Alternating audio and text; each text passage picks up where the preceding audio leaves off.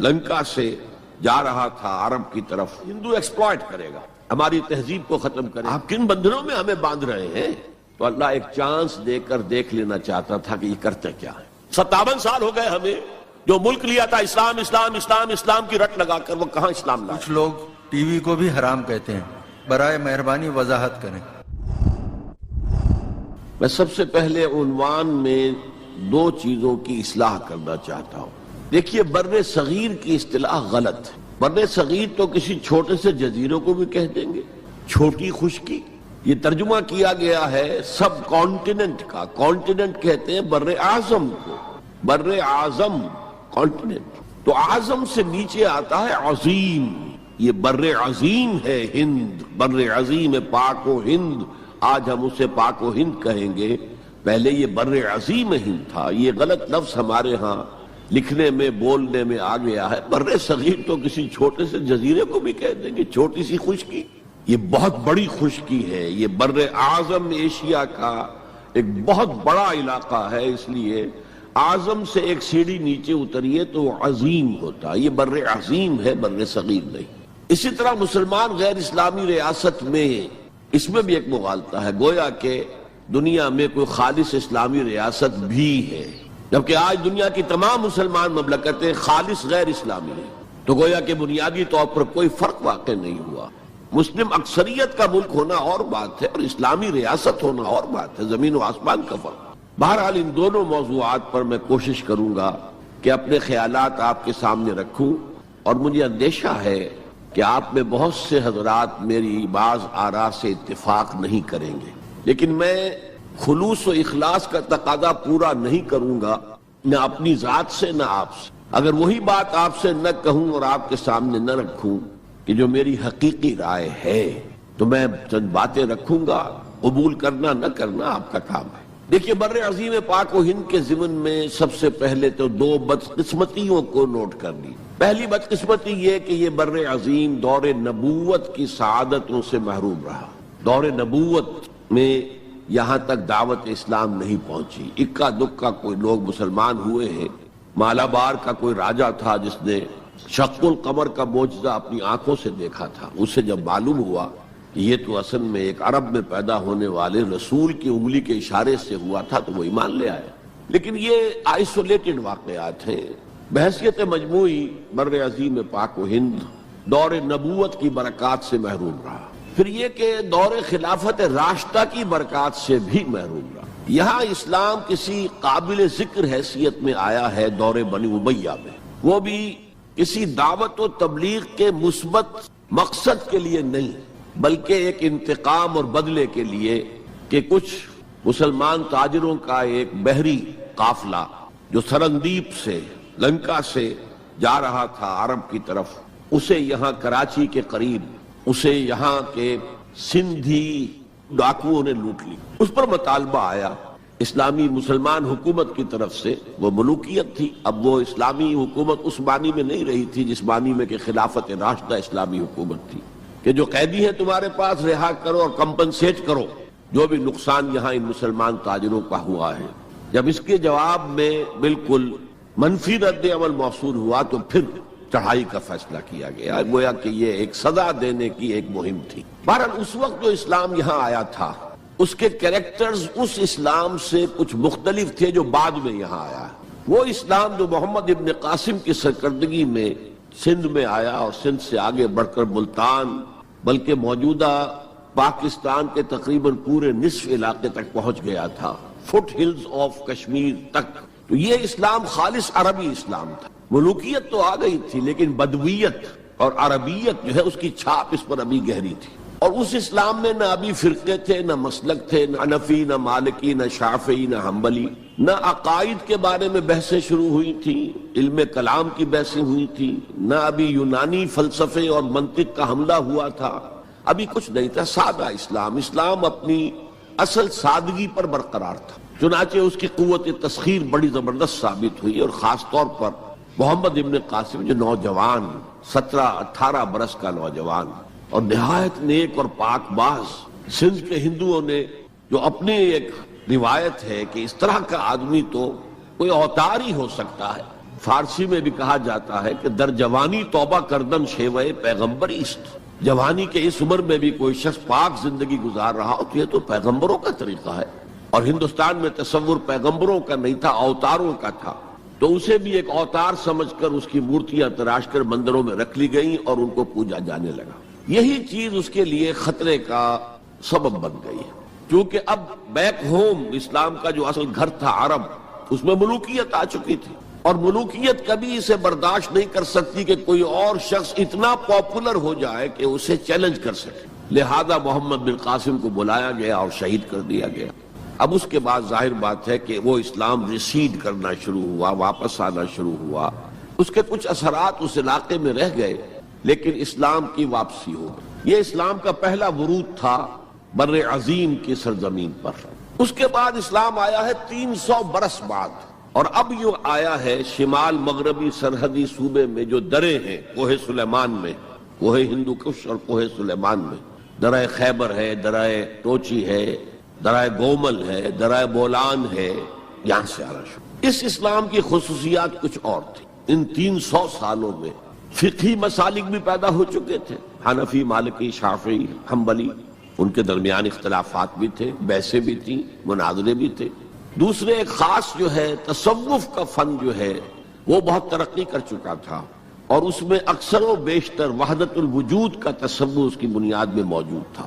تیسری بات یہ نوٹ کیجئے کہ یہاں جو لوگ آئے وہ سب حنفی تھے، اور یہ ترک قبائل ہی تھے در حقیقت، اور ترکوں میں سے بھی غلام لوگ تھے.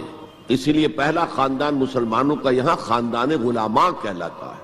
ترک غلام تھے یہ، جو اپنی ذاتی صلاحیت اور اپنی استعداد کی بنا پر ترقی کرتے کرتے بادشاہت کے مقام تک پہنچے. عالم اسلام میں اس وقت 2 عظیم جگہوں پر غلاموں کی حکومت تھی، اور اس سے اندازہ ہو سکتا ہے کہ اسلام میں غلاموں کا فیوچر کتنا روشن ہے. ممالک، مملوک، یہ مصر میں حکمران تھے، وہ بھی غلام تھے. خاندان غلامہ، قطب الدین ایبک، شمس الدین التتمش، یہ سب کون تھے؟ غلام تھے. بہرحال اب جو اسلام آیا اس میں قیادت کی ایک تسلیس پیدا ہو چکی تھی، توحیدی شان نہیں رہی تھی. خلافت راشدہ میں قیادت توحیدی تھی. خلیفہ وقت ہی حاکم بھی تھے، خلیفہ وقت ہی مجتہد بھی تھے، عالم بھی تھے، اور وہی سب سے بڑے اللہ والے بھی تھے. لیکن اس کے بعد جو اسلام میں قیادت جو ہے مسلمانوں کی 3 شاخوں میں بٹ گئی. سیاسی قیادت وہ تو قبائلی عصبیت کی بنیاد پر قائم ہو رہی ہے، تو سیاست تو ہو گئی طاقت کے بل پر، جس کی لاٹھی اس کی بھینس. اس کے بعد جو اس دینی قیادت تھی وہ 2 حصوں میں منقسم ہو گئی. علمی قیادت، علماء، مفسرین، فقہاء، محدثین، اور ایک ہو گئی صوفیاء کی قیادت. تو یہ تھی کیفیت جس میں کہ بر عظیم پاک و ہند میں اسلام وارد ہوا ہے پہلے ورود کے 300 برس بعد. اب اس کے 500 برس کے بعد یہاں ایک اور ایلیمنٹ آیا، اور وہ تھا شیعیت کا. آپ کو معلوم ہے کہ سن 1000 عیسوی میں پاکستان کا جو علاقہ اس وقت کا ہے یہ عالم اسلام میں داخل ہو چکا تھا. شہاب الدین غوری وغیرہ کی حکومت وہاں تک تو تھی. البتہ دہلی پر 1206 میں تخت دہلی جو ہے مسلمانوں کا 1206 میں شروع ہوا. بہرحال اس کے بعد ہم کہہ سکتے ہیں کہ 300 برس بعد یہاں پر یہ شیعیت آئی ہے، داخل ہوئی ہے، ورنہ اس سے پہلے خالص سنی اسلام تھا اور خالص حنفی. شیعیت کی وجہ سے جو کچھ بھی بعد میں اسلام کو یہاں پر اس تقسیم کی وجہ سے، شیعہ سنی اختلافات کی وجہ سے جو بہت بڑے بڑے نقصانات اٹھانے پڑے، ان میں سے مثلا 2 کا میں تذکرہ کرنا چاہتا ہوں. ڈاکٹر امبیڈکر، انہوں نے فیصلہ کیا تھا میں مسلمان ہو جاؤں. گویا کہ یہاں کے اچھوتوں کا مسئلہ وہ اس طور سے حل کرنا چاہتے تھے کہ ہم ان بلاک مسلمان ہوں. لیکن جب ان کے بارے میں معلوم ہوا تو پھر وہاں پہنچ گئے کچھ لوگ کہ آپ اس مسلک کو اختیار کریں یا اس کو کریں.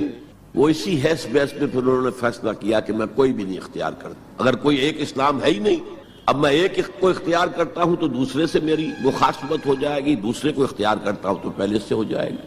اب اگلا دور آیا، ہندوستان میں انگریز آ گئے. یہاں موجود بہت سے غیر مسلموں کو شاید میری باتیں اب کچھ ناگوار گزریں، لیکن کچھ حقائق ہیں جو تلخ ہیں لیکن حقائق ہیں، انہیں سمجھنا چاہیے.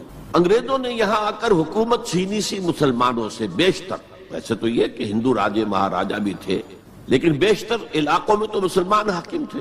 لہذا انہوں نے مسلمانوں کو دبانا بہت ضروری سمجھا، اس لیے کہ جو سابق حاکم ہو ان میں ایسپیریشنز پیدا ہوتی رہتی ہیں کہ ہم تھے یہاں کے حاکم، کیوں نہ واپس حاصل کریں، بغاوت کے ان کے اندر جراثیم مسلسل پروان چڑھتے ہیں۔ مسلمانوں کو دبایا اور ہندوؤں کو اٹھایا، کیوں کہ ہندوؤں کے لیے معاملہ صرف چینج آف ماسٹرز کا تھا، کوئی بڑا حادثہ تو نہیں تھا، پہلے مسلمانوں کے غلام تھے اب انگریزوں کے غلام ہو گئے، اور اس اعتبار سے انگریز نے بھی انہیں قریب کیا اور ہندوؤں نے بھی مغربی علوم اور مغربی سائنسز کو پڑھنے میں بڑی سبقت کی۔ بنگال میں انگریز آیا اور بنگال میں آپ کو معلوم ہے اکثر و بیشتر جو سائنسدان پیدا ہوئے جن کی کہ لکھی ہوئی ٹیکسٹ بکس جو ہیں بہت عرصے تک استعمال ہوتی رہی ہندوستان میں، یہ کون تھے؟ چیٹرجی، بینرجی، سب کے سب بنگالی تھے۔ ایک اور بات یہ ہے کہ ہندو اپنے ماضی سے بہت دور آ چکے تھے، ان کا ماضی عظمت والا، آخر اشوک کا دور بہت عظمت کا، چندر گپت موریہ کا دور بہت عظمت کا، وکرماجیت کا دور بہت عظمت کا تھا، لیکن وہ اب بہت پیچھے جا چکے تھے۔ تقریباً مسلمانوں کی آمد کی وجہ سے 1000 سال کا فصل واقع ہو چکا، لہذا تہذیب و تمدن کے لیے بھی جیسے کہ انہوں نے مسلمانوں کے زمانے میں فارسی پڑھی، فارسی پڑھتے تھے، کوڈ لینگویج فارسی ہے، جیسے کہ پھر بعد میں مسلمان اور ہندو اور سب نے انگریزی پڑھی، ملازمتیں ملیں گے تو انگریزی پڑھنے والوں کو ملیں گی، راستہ کیریئرز کا کھلے گا تو انگریزی پڑھنے والوں کا کھلے گا۔ اسی لیے کہاوت تھی ہندوستان میں، پڑھے فارسی اور بیچے تیل، دیکھو رے قسمت کے کھیل۔ اب فارسی پڑھ کے تو اسے کہیں حکومت کے اندر اہلکار ہونا چاہیے، اس کی حیثیت کچھ اور ہونا چاہیے، فارسی پڑھ کے اور تیل بیچنا۔ جبکہ مسلمانوں کا معاملہ یہ تھا کہ ان کی تو ابھی تہذیب اور تمدن، ان کی روایات ابھی تازہ تھی، لہذا جو غیر مسلم تھے یہاں کے، انہوں نے انگریزی علوم، انگریزی سائنس، انگریزی تہذیب، اس کو کھلے دل کے ساتھ خوش آمدید کہا، اور مسلمانوں میں ایک زبردست ڈویژن ہو گیا، بلکہ ابتدائی ری ایکشن تو بہت سخت تھا، یک طرفہ تھا، ہم نہ انگریزی پڑھیں گے، ہم نہ انگریزی علوم سیکھیں گے، نہ سائنس پڑھیں گے، ہم تو اپنے کونوں خدروں میں اگرچہ جو سیلاب آ گیا ہے اس کو روکنے کی طاقت تو ہم میں نہیں ہے، لیکن ہم کونوں میں جا کر بیٹھ جائیں گے، قال اللہ قال الرسول۔ اور انگریزی تہذیب سے اس قدر دوری کہ اگر کوئی بیس کرسی پر بیٹھ کر کھانا کھا لے تو کرسٹان ہو گیا، یہ تو کسی نے چمچہ استعمال کر لیا کھانے میں، کانٹا تو بہت دور کی بات ہے، چمچہ بھی استعمال کر لیا تو کرسٹان ہو گیا۔ تو اس درجے ری ایکشن تھا علماء کے زیر اثر حلقوں میں، گویا کہ وہ جو گاندھی جی کا فلسفہ تھا نان کوآپریشن، تو مسلمانوں نے انگریزوں کے ساتھ شدید قسم کا naan cooperation from the very beginning شروع کی۔ اس پر سر سید احمد خان نے ان دونوں چیزوں کی مخالفت کی۔ ایک تو انہوں نے انگریزوں کو بتایا کہ دیکھو یہ جو آزادی کی جنگ تھی یہ صرف مسلمانوں کی نہیں تھی، 1857 کی، یہ تو مشترک تھی، تو اس کے اندر کیا سبب ہوا ہے، اس کی وجہ سے آپ مسلمانوں سے بودھ محسوس نہ کریں، اور مسلمانوں سے بھی کہا بھائی انگریزی پڑھو، انگریزی علوم حاصل کرو، سائنس پڑھو، سائنٹیفک نالج حاصل کرو، ورنہ تمہاری حیثیت ہندوستان میں کیا رہ جائے گی، پلے دار رہ جاؤ گے یا گوشت فروش رہ جاؤ گے، اللہ اللہ خیر صلی اللہ، اور تمہاری کوئی حیثیت نہیں رہے گی۔ تو اس اعتبار سے سر سید احمد خان ایک اہم لینڈ مارک ہے۔ اس کے علاوہ انگریزی دور کا ایک اور جو پہلو بہت اہم ہے، انگریزوں نے ڈیوائڈ اینڈ رول پالیسی کے تحت مسلمانوں اور ہندوؤں کے درمیان مرافرت کو ہوا دی۔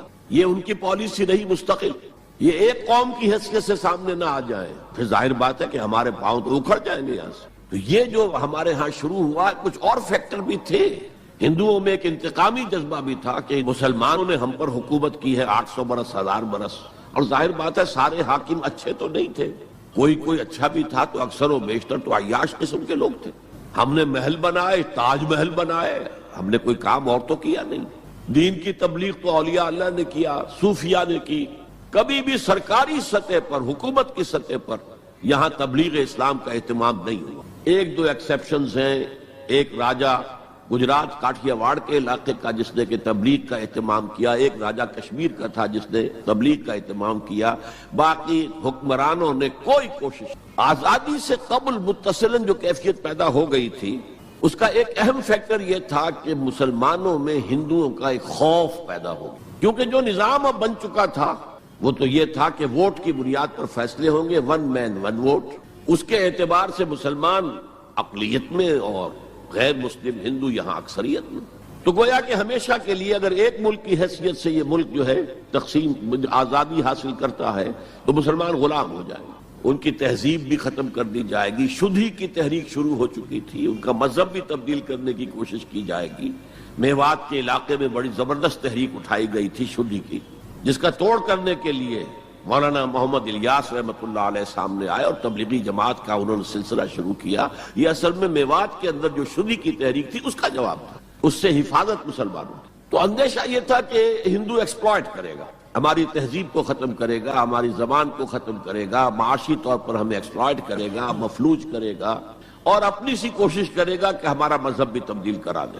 تو مسلمانوں کی ایک قومی جماعت، اگرچہ وہ شروع میں قومی اس کو کہنا غلط تھا، وہ نوابوں، جاگیرداروں، نواب زادوں ان کی جماعت تھی مسلم لیگ، جو 1906 میں قائم ہوئی۔ مسلمان عوام کا اس سے ساتھ کوئی نہ رابطہ تھا، نہ ان کا کوئی رابطہ عوام کے ساتھ۔ اس کی جو 1906 سے لے کر 1924 تک کی جد و جہد ہے، وہ ساری دفاعی جد و جہد تھی۔ ہمارے یہ حقوق ہونے چاہیے، ہمیں اس کی ایشورنس دی جانی چاہیے، ہمیں سیپریٹ الیکٹوریٹ دیا جائے، اور یہ کہ اس سے بھی آگے بڑھ کر ہمیں مرکز میں کچھ زیادہ حیثیت دی جائے تاکہ ہماری بھی کوئی حیثیت ہو، کوئی توازن پیدا ہو سکے۔ بس اسی پر ساری گفتگو گفت و شریر تھی، اور اس کے ضمن میں محمد علی جناح جو ہیں وہ تو پروفٹ آف لو قرار دیے گئے تھے، اتحاد کا پیغام بر۔ وہ 1906 میں تھے انڈیا میں موجود، مسلم لیگ میں شامل نہیں ہوئے تھے، کانگریس کے رکن تھے۔ اس کے بعد 1913 میں جا کر مسلم لیگ میں شامل ہوئے ہیں مولانا محمد علی جوہر کے کہنے پر، پھر بھی کانگریس کے رکن بھی رہے، مسلم لیگ کے رکن بھی رہے، اور انہوں نے حتی الامکان کوشش کی کہ کوئی فارمولہ ایسا بن جائے جس پہ کہ اتحاد ہو جائے اور ضمانت مل جائے کہ مسلمانوں کے ساتھ کوئی اس قسم کا سلوک نہیں کیا جائے گا کہ وہ بالکل یوں سمجھیے کہ نیچے لگ کر رہ جائیں اور ان کی کوئی حیثیت نہ رہے۔ لیکن وہ ناکام ہوئے، شدت کے ساتھ ناکام ہوئے، اور پھر اس درجے مایوس ہوئے کہ ہندوستان چھوڑ کر جا کر انگلستان میں بس گئے، اور وہاں انہوں نے اپنی لیگل پریکٹس شروع کر دی۔ ایس ایم اکرام صاحب جو ایک بڑے مصنف ہیں، آب کوثر، موج کوثر، رود کوثر کے جو مصنف ہیں، وہ اہم ترین کتابیں ہیں تین مسلم انڈیا کی، political as well as cultural history, ثقافتی جو معاملہ ہے وہ بھی ساتھ ساتھ ہر دور میں کیا اس کا رنگ رہا ہے، اس کو بہت ہی سمجھیے ایک بڑے ماہرانہ انداز میں انہوں نے بہت عمدگی کے ساتھ مرتب کیا ہے۔ وہ اس وقت آکسفورڈ میں پڑھ رہے تھے، طالب علم تھے، نوجوان، وہ ملے محمد علی جناح سے۔ اس وقت تک ابھی وہ قائد اعظم کا تو خطاب انہیں نہیں ملا تھا، محمد علی جناح، اور ان سے کہا آپ ہندوستان چھوڑ کے کیوں آ گئے، ہندوستان کے مسلمانوں کو تو آپ کی ضرورت ہے۔ تو انہوں نے سخت الفاظ کہے تھے کہ ہندو ناقابل اصلاح ہے، یہ اس وقت کی ہندو قیادت پر ان کا تبصرہ تھا، اور مسلمانوں کا حال یہ ہے کہ ان کا کوئی لیڈر مجھ سے صبح جو بات کرتا ہے شام تک ڈپٹی کمشنر یا گورنر تک پہنچا دیتا ہے، تو ایسی قوم کی قیادت میں کیسے کروں؟ لیکن اصل میں ایک ٹرننگ فیکٹر آیا ہے، turning point in the history of Muslim league movement, and that was 1930۔ اس میں جو الہ آباد میں مسلم لیگ کا سیشن ہوا تھا، اس میں خطبہ صدارت دیا تھا علامہ اقبال نے۔ علامہ اقبال اس سے پہلے ہندوستان میں ایک سور پھونک چکے تھے کہ اب اسلام کی نشأت ثانیہ کا دور آنے والا ہے، اسلام جو ہے دوبارہ دنیا کے اندر برسر عروج آئے گا۔ ایک امید افزا صورتحال علامہ اقبال نے اپنی ملی شاعری سے پیدا کر دی۔ کتاب ملت بیضا کی پھر شیرازہ بندی ہے، یہ شاخ ہاشمی کرنے کو ہے پھر برگ و بر پیدا، سبق پھر پڑھ صداقت کا، شجاعت کا، عدالت کا، لیا جائے گا تجھ سے کام دنیا کی امامت کا۔ نوا پیرا ہو اے بلبل کے ہو تیرے ترنم سے، کبوتر کے تنے نازک میں شاہی کا جگر پیدا۔ اور ویسٹرن سویلائزیشن کو انہوں نے چیلنج کیا تھا، دیار مغرب کے رہنے والوں خدا کی بستی دکان نہیں ہے، کھرا جسے تم سمجھ رہے ہو وہ اب ذرے کم عیار ہوگا، تمہاری تہذیب اپنے خنجر سے آپ ہی خودکشی کرے گی، جو شاخ نازک پہ آشیانہ بنے گا ناپائیدار ہو۔ کہ یہاں فرسٹ ورلڈ وار کے بعد جو عالم اسلام کی کیفیت ہوئی تھی، اس پر کس قدر یاس انگیز، نا امیدی سے بھرا ہوا مرثیہ مولانا حالی نے لکھا تھا۔ قوم کی زبان اس وقت وہ تھی، قومی شاعر جو ہے قوم کی زبان ہوتا ہے۔ پستی کا کوئی حد سے گزر نہ دیکھے، اسلام کا گر کر نہ ابھر نہ دیکھے، مانے نہ کبھی مد ہے ہر جزر کے بعد دریا کا ہمارے جو اتر نہ دیکھے۔ اور آخر میں جو مناجات بحضور سرور کونین صلی اللہ علیہ وسلم، اے خاصہ خاصان رسول وقت دعا ہے، امت پہ تیری آ کے عجب وقت پڑا ہے، وہ دین جو بڑی شان سے نکلا تھا وطن سے پردیس میں، وہ آج غریب الغربا ہے۔ اسی قسم کے مرثیے علامہ شبلی نے کہے، مولانا حمید الدین فراہی نے کہے، لیکن اقبال پہلا شاعر ہے جس نے کچھ مرثیے بھی کہے ہیں۔ جب انگلینڈ جاتے ہوئے وہ گزر رہے تھے سسلی، جزیرہ سسلی کے پاس سے جہاز گزر رہا تھا، تو دل میں ہوک اٹھی ہے، کبھی یہ مسلمان جہاز رانوں کا مرکز ہوتا تھا، بیس ہوتا تھا۔ رولے اب دل کھول کر ہے دیدہ خونابہ بار، وہ نظر آتا ہے تہذیب حجازی کا مزار۔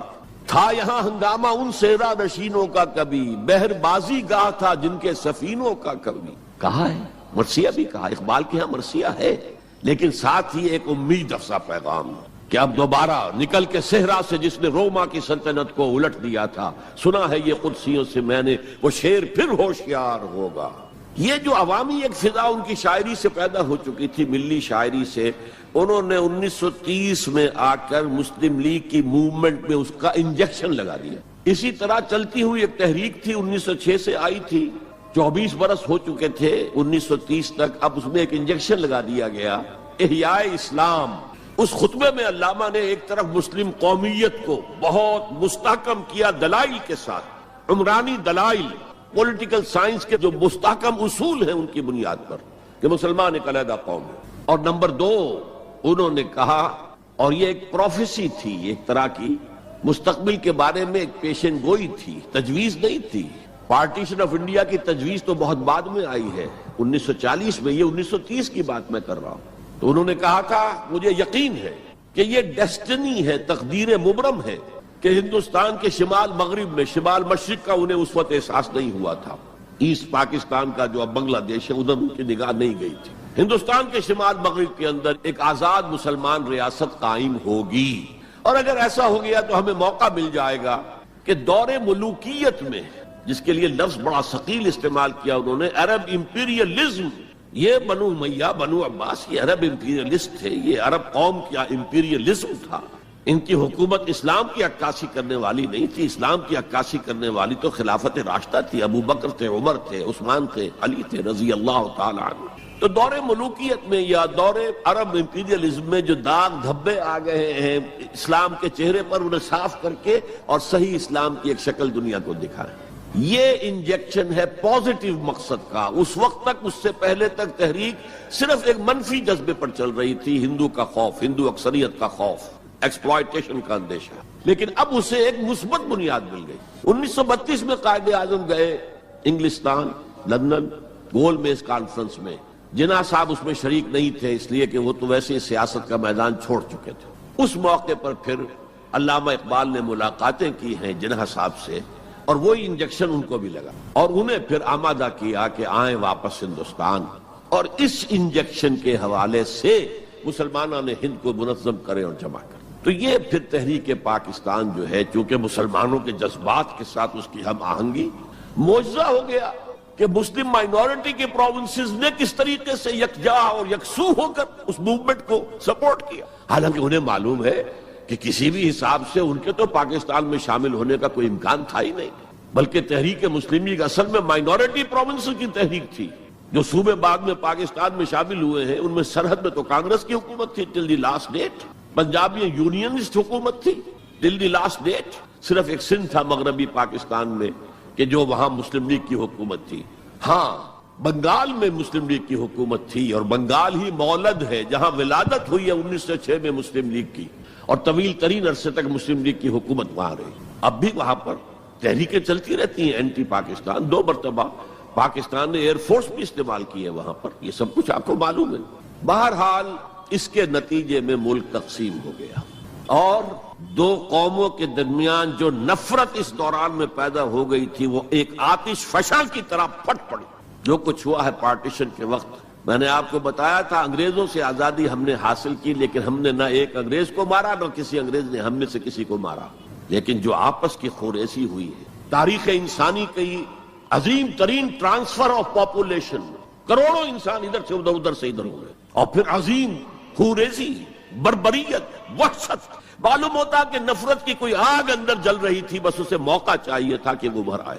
وہ میں کچھ نہ کچھ تجزیہ کر چکا ہوں کہ یہ نفرت جو ہے کچھ انڈیجینس بھی تھی، کچھ تھی، ان کے اندر ایک جذبہ انتقام تھا کہ ان مسلموں نے ہم پر حکومت کی اتنے عرصے، لیکن اس میں بڑا حصہ جو ہے وہ انگریز کی ڈیوائیڈ اینڈ رول پالیسی کا تھا، اور وہ جاتے جاتے ایک بون آف کنٹینشن بھی ڈال گیا کہ یہ دونوں اس پر لڑتے رہے تاکہ ہمارے خلاف کوئی جذبہ نفرت ان کے اندر نہ ابھرے۔ تو یہ انگریز کی پالیسی تو یقیناً بہت کامیاب تھی، لیکن وہ نفرت کا جو عالم اس وقت تھا اس کو آپ اس وقت امیجن نہیں کر سکتے۔ وہ نوجوان جو پیدا ہی ہوئے بعد میں پارٹیشن کے بھی 20 25 30 سال بعد پیدا ہوئے، انہیں کیا اندازہ ہو سکتا ہے؟ قطعاً اندازہ نہیں ہو سکتا۔ کبھی کبھی ایرپٹ ہو جاتا ہے معاملہ، جیسے کہ کبھی کسی جگہ ہو گیا، کبھی کسی جگہ ہو گیا، ابھی حال ہی میں جو کچھ گجرات میں ہو گیا تھا وہ ہو جاتا ہے، لیکن یہ کہ کوئی ہندو اور مسلمانوں کے درمیان وہ دشمنی اور وہ معاملہ نہیں ہے، بلکہ بہت سے لوگ اس کو امیجن ہی نہیں کر سکتے کہ معاملہ کس حد تک پہنچ گیا۔ اس کے بعد ایک خیال یہ تھا ہندوستان میں کہ پاکستان جلدی ختم ہو جائے گا، اور اس کی کوششیں بھی کی گئیں۔ پاکستان کے حصے کا روپیہ روک لیا گیا، پاکستان کے حصے کے ہتھیار روک لیے گئے۔ پاکستان نے اس کو محسوس کیا کہ it's a threat to its existence, جس کے نتیجے میں، جس کے رد عمل میں وہ امریکہ کی جھولی میں جا گرا۔ It was a reaction. میں اسلامی جمعیت طلبہ کا ناظم اعلیٰ تھا 1953 میں۔ ہمارے وزیر اعظم اس وقت تھے خواجہ ناظم الدین، وہ لاہور کے دورے پر آئے تھے۔ میں طلبہ کا ایک وفد لے کر ان سے ملنے گیا۔ ایک تو اس زمانے میں وہ اینٹی قادیانی موومنٹ چل رہی تھی، اور اس میں بہت کچھ تو خون لاہور میں ہوا تھا، اس کے بارے میں میں نے کچھ باتیں کی، اور پھر میں نے ان سے کہا یہ میڈو اس بلا کا نام ہے، میڈو تھی اس وقت، مڈل ایسٹ ڈیفنس آرگنائزیشن، آپ کن بندھنوں میں ہمیں باندھ رہے ہیں؟ بہت ہی بھلے آدمی تھے۔ مجھے واقعہ یہ ہے کہ ایک ہی میری تو ملاقات ہے، لیکن اس شخص کی شرافت کا اور سادگی کا جو نقش قائم ہوا میرے دل پر وہ آج تک موجود ہے۔ دیکھیں یہ معاملہ جو ہے یہ حکومت کا ہے، یہ آپ نوجوان ہیں، طالب علم ہیں، آپ کا اس سے کوئی سروکار نہیں۔ میں ذرا نٹ کھٹ قسم کا تھا اس وقت بھی نوجوان۔ میں نے کہا جناب آپ ہمیں ان بندھنوں میں باندھ کر آپ چلتے بنیں گے، ملک تو ہم نے سنبھالنا ہے بعد میں۔ We must know what you are doing. بس یہ کہنے پر اچھا آگے کوئی جواب نہیں۔ دیکھیں الفاظ 3 جملے ان کے سنا رہا ہوں، یہ پوری ہماری تاریخ کا لب لباب بنتا ہے۔ دیکھیے پنڈت جی تو نہیں چاہتے نا کہ پاکستان قائم رہے، پنڈت نہرو، اور ہم اکیلے تو ہندوستان کا مقابلہ نہیں کر سکتے نا، تو ہمیں تو کوئی سہارا چاہیے نا۔ 3 جملے، یہ پاکستان کی فورن پالیسی کا اول روز سے کارنر سٹون ہے۔ بلکہ یہاں میں ذرا ضمنی طور پر بتا دوں کہ پاکستان کے قائم ہونے اور قائم رہنے میں کتنا بڑا ہاتھ اور کتنا بڑا دخل پنڈت نہرو کا ہے۔ دیکھیے ایک جینیس شخص تھا ابوالکلام آزاد، جینیس، اس میں کوئی شک نہیں، اور کیبنٹ مشن پلان کا مرتب کرنے والا وہی تھا۔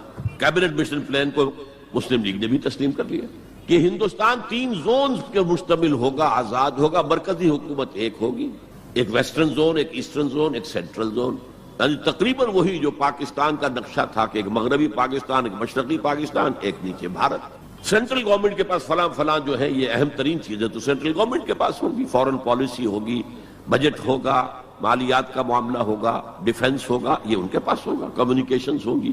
باقی یہ ریجنز جو ہیں ان کو حق ہوگا وہ اپنے اپنے فیصلے کریں، اپنے معاملات چلائیں، اپنے قوانین بنائیں۔ ایک شق اس میں ایسی تھی کہ 10 سال کے بعد کسی بھی حصے کو، کسی زون کو سیسیڈ کرنے کا، علیحدہ ہونے کا حق حاصل ہوگا۔ گویا کہ کم سے کم 10 سال کے لیے آزاد پاکستان کا مطالبہ ختم، قائد اعظم نے مان لیا۔ تو اب اگر کوئی امکان تھا تو وہ 10 سال کے بعد تھا نا۔ اب کس نے بنوایا پاکستان؟ وہ تو چونکہ مولانا آزاد اس درجے بددل ہو چکے تھے، قائد اعظم نے انہیں شو بوائے کہہ کے اتنا جو ہے بددل کر دیا تھا کہ انہوں نے کانگریس کی صدارت چھوڑ دی۔ تو کہا گیا ان سے آپ صدارت قبول کریں، نہیں، پنڈت جی ہو گئے صدر۔ اور پنڈت جی سے جب پوچھا گیا کیبنٹ مشن پلان کے بارے میں تو انہوں نے کہہ دیا ایک دفعہ ہندوستان آزاد ہو جائے پھر کون کسی کو علیحدہ ہونے دیتا ہے۔ بات تو سچی تھی، نکل جاتی ہے جس کے منہ سے سچی بات مستی میں، فقیہ مسند بھی سے وہ رندے بادہ خار۔ اچھا بات تو سچی تھی لیکن کہنے کی نہیں تھی اس وقت۔ اس پر فوراً قائد اعظم نے ریورس گیئر لگایا کہ اگر نیتیں یہ ہے تو پھر ہم نہیں مانتے، وی آر گوئنگ بیک۔ تو عالم واقعہ میں پاکستان کس نے بنوایا 1947 میں؟ ہسٹری کا تجزیہ کیجئے، سمجھئے کہ یہ کچھ اللہ تعالیٰ کی مشیت تھی۔ تمام انسانوں کے دل حضور کی ایک حدیث کے مطابق اللہ کی 2 انگلیوں کے مابین ہوتے ہیں، وہ جدھر چاہتا پھیر دے۔ یہ اللہ کی حکمت تھی۔ اللہ چاہتا تھا کہ یہ مسلمانان ہند جو کہہ رہے ہیں اے اللہ ہمیں آزادی دے، انگریز سے بھی دے، ہندو سے بھی دے، تیرے دین کا بول بالا کریں گے ہم، تیرے نبی کا دین قائم کریں گے. تو اللہ ایک چانس دے کر دیکھ لینا چاہتا تھا کہ یہ کرتے کیا ہے. حالانکہ لارڈ ماؤنٹ بیٹن کی تجویز تھی کہ 14 اگست کو انڈیا پہلے اس کی فریڈم ڈکلیئر ہو اور 15 کو پاکستان کی ہو. تاریخ بدل جاتی. یہاں کے پنڈتوں نے کہا کہ 14 جو ہے وہ منحوس دن ہے، لہذا انہوں نے کہا 15 تو 14 کو پاکستان، اور وہ 27ویں شب تھی رمضان مبارک کی. یہ اصل میں ایسا ہی معاملہ ہے جیسے کہ مصر میں بنی اسرائیل نے حضرت موسیٰ سے کہا تھا کہ اے موسیٰ، تمہارے آنے سے پہلے بھی ہم پر تشدد ہوتا تھا اور ہمیں ہر طرح ستایا جاتا تھا، تمہارے آنے کے بعد بھی حال ہمارا تو وہی ہے، ہماری تو کوئی بھلائی نہیں ہو سکی. تو حضرت موسیٰ کا ایک جواب جو ہے وہ وہاں پر منقول ہے، عَسَىٰ رَبُّكُمْ أَن يُهْلِكَ عَدُوَّكُمْ، قریب ہے کہ تمہارا رب تمہارے دشمن کو ہلاک کر دے، وَيَسْتَخْلِفَكُمْ فِي الْأَرْضِ، اور تمہیں زمین میں طاقت دے، فَيَنْظُرَ كَيْفَ تَعْمَلُونَ، پھر وہ دیکھے گا تم کیا کرتے. وہ انہوں نے جو کچھ کیا تھا وہ اس کی تاریخ میں آپ کے سامنے بیان کر چکا ہوں. اب صورتحال تبدیل ہو رہی ہے، اب تعلقات کے بحال ہونے کا معاملہ تیزی کے ساتھ جاری ہے، دوستی کی طرف قدم بڑھ رہے ہیں. بالکل وہ بات جو علامہ اقبال نے اپنے اسی خطبے میں کہی تھی کہ ویسٹ پاکستان وہ جو بھی ہوگا، اس وقت پاکستان لفظ استعمال نہیں کیا تھا، وہ ہندوستان کی حفاظت کا ذریعہ بنے گا. ہندوستان پر ہمیشہ حملہ آور ہوا نارتھ ویسٹ سے، ہمالیہ کراس کر کے تو کوئی آ نہیں سکتا. اور تاریخ میں پہلی مرتبہ انگریز آئے تھے سمندر کے راستے سے، باقی تو جو آیا وہ کوئی ہن آئے، منگولز آئے، پٹھان آئے، جو بھی آیا ادھر ہی سے آیا ہے نا. تو یہ جو ہے ہندوستان کی پروٹیکشن کا ذریعہ بن جائے گا. اور واقعہ یہ ہے کہ بن گیا، ورنہ یہ کہ کمیونزم سویپ کر کے پورے انڈیا کو لے جاتا. یہ پاکستان کے اندر وہ جو بھی مذہبی جذبہ ہے، چاہے وہ مثبت طور پر بروئے کار نہیں آ سکا، لیکن بے خدا کمیونزم کے خلاف جو مسلمانوں میں جذبات تھے، تو اس رو کو، اس سیلاب کو روکا ہے پاکستان. بہرحال اب صورتحال جیسا کہ میں نے کہا ہے کہ عام طور پر بھی اب آمد و رفت کی سہولتیں کی جا رہی ہیں، اور میں سمجھتا ہوں کہ وہ نسل بھی اب بیت چکی ہے جس کے دل میں وہ انتقامی جذبات تھے. کوئی رہ گئے ہیں ریمننٹس کچھ تھوڑے بہت کچھ لوگوں کے اندر، ورنہ بائی اینڈ لارج بحیثیت مجموعی وہ کیفیت اب باقی نہیں. امید یہ بھی ہو رہی ہے کہ کشمیر کا مسئلہ بھی حل ہو جائے یا ختم ہو جائے، ایز اے ڈسپیوٹ ختم ہو جائے. اللہ کرے کہ ایسا ہو جائے، اللہ کرے کہ ایسا ہو جائے. اور پھر بات وہ ہو جائے جو قائد اعظم نے کہی تھی جب ان سے پوچھا گیا تھا کہ ہندوستان اور پاکستان کے تعلقات کیسے ہوں گے. انہوں نے کہا جیسے کینیڈا اور یو ایس اے کے ہیں. اب آپ کو معلوم ہے کینیڈا اور یو ایس اے کے درمیان کتنے قریبی تعلقات. تو ان کا ویژن تو کچھ اور تھا، جو ہوا ہے وہ تو در حقیقت یو میں کال اٹ کہ یہ تو در حقیقت ستم ظریفی ہے. جو بھی تاریخ کی ستم ظریفی ہے، جو ہوا ہے کیا ہوا. nobody could imagine. نہ کانگریس کے لیڈرز اور نیتا اس کا امیجن کر سکتے تھے، نہ مسلم لیگ کے لیڈرز جو ہیں وہ اس کو امیجن کر سکتے تھے جو کچھ ہوا ہے. میں نے یہ ساری بحث اس لیے کہی ہے کہ میرے نزدیک اب بر عظیم ہند کے اندر اسلام کی دعوت کے بہترین مواقع موجود. صورتحال تبدیل ہو رہی ہے اور تیزی سے مزید ہوگی. یہ حالات کا تقاضا ہے. It's a march of history جسے کوئی روک نہیں سکتا. لہذا یہاں پر اب مواقع ہیں اور بہت عظیم مواقع. اب اس میں میں چند پوائنٹ آپ کے سامنے رکھنا چاہتا ہوں. نمبر 1، روح کا تصور اور روحانیت کا تصور مشترک ہے ہندو مت میں اور اسلام میں. آتما اور پرماتما کا تعلق، ہمارے ہاں روح کا اور اللہ کی ذات کا تعلق. یسألونک عن الروح قل الروح من امر ربی. اور میں بتا چکا ہوں آپ کو، علامہ اقبال کا فلسفہ خودی انہوں نے خود کہا، سورہ حشر کی اس آیت سے ماخوذ ہے.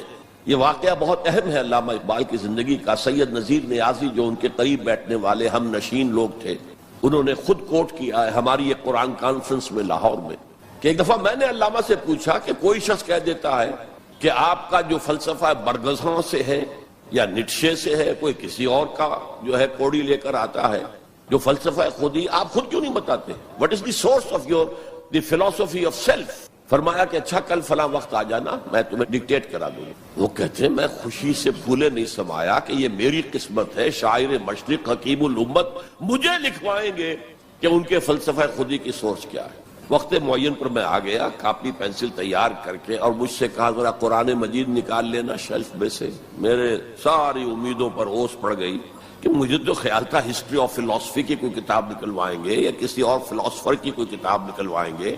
یہ قرآن نکلوایا.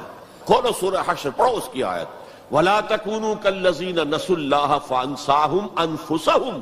ان لوگوں کے مانند نہ ہو جانا جنہوں نے اللہ کو بھلا دیا تو اللہ نے انہیں اپنے آپ سے غافل کر دیا. یہ کون سا اپنا آپ ہے جس سے انسان غافل ہوتا؟ کیا اپنے جسم کے تقاضوں سے غافل ہوتا؟ جسم کو تو بڑا دھو کے اچھے سے اچھے صابن سے دھوئے گا اور جو ہے صاف کرے گا اور اچھے سے اچھی چیزیں اس میں لگائے گا، تیل لگائے گا اعلیٰ اور سب کچھ کرے گا، ذرا سی تکلیف ہو جائے گی تو بھاگا جائے گا ڈاکٹر کے پاس۔ کس سے غافل ہے؟ اپنے حیوانی وجود سے غافل ہے کوئی؟ اس کے تقاضوں سے غافل ہے کوئی؟ یہ کوئی اور وجود ہے انسان کا جس سے وہ غافل ہو، وہ اس کا روحانی وجود ہے۔ اور یہی میں نے آپ کو بتایا تھا، اپنشد کا یہ جملہ میں پڑھ کر وجد میں آ گیا تھا۔ یہ بھی ایک اچھی بات ہے، آپ کو بتا دوں، ایک زمانے میں جب کہ امریکہ میں نے کہا تھا تھر تھر کانپ رہا تھا، جو سیلاب کمیونزم کا جا رہا تھا، پورے ایسٹرن یورپ کو کھا گیا تھا وہ نظام، اور ان کے پاس توڑ کوئی نہیں تھا۔ دنیا بھر کے غریبوں کے لیے ایک روشنی کا پیغام تھا، ایک امید کا پیغام تھا، ہیو ناٹس کے لیے ایک بڑی اپیل تھی۔ کہاں سے کہاں وہ پہنچ چکا تھا، لیٹن امریکہ پہنچ چکا تھا، کوئی انویژن تو نہیں ہوا تھا۔ It was the invention of the philosophy, invention of an ideology, Marxism.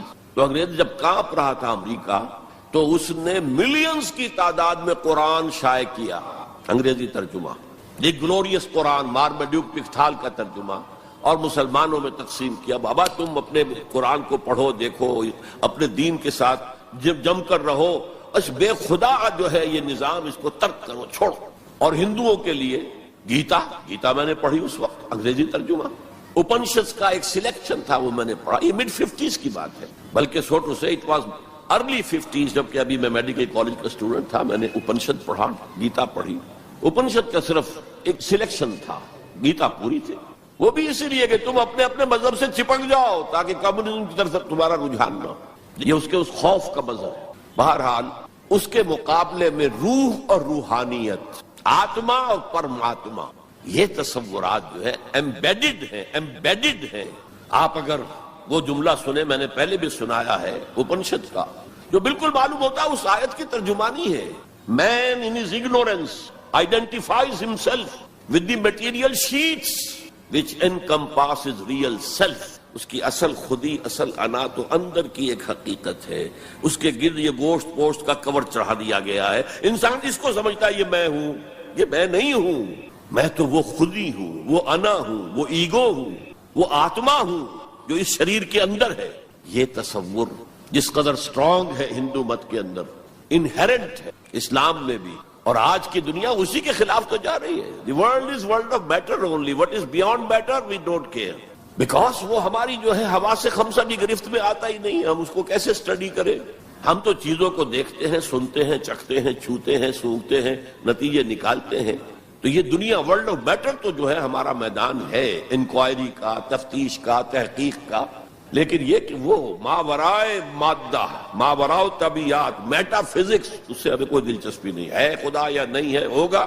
یہ کائنات تو ہے نا، روح کوئی ہے یا نہیں ہے کس نے دیکھی؟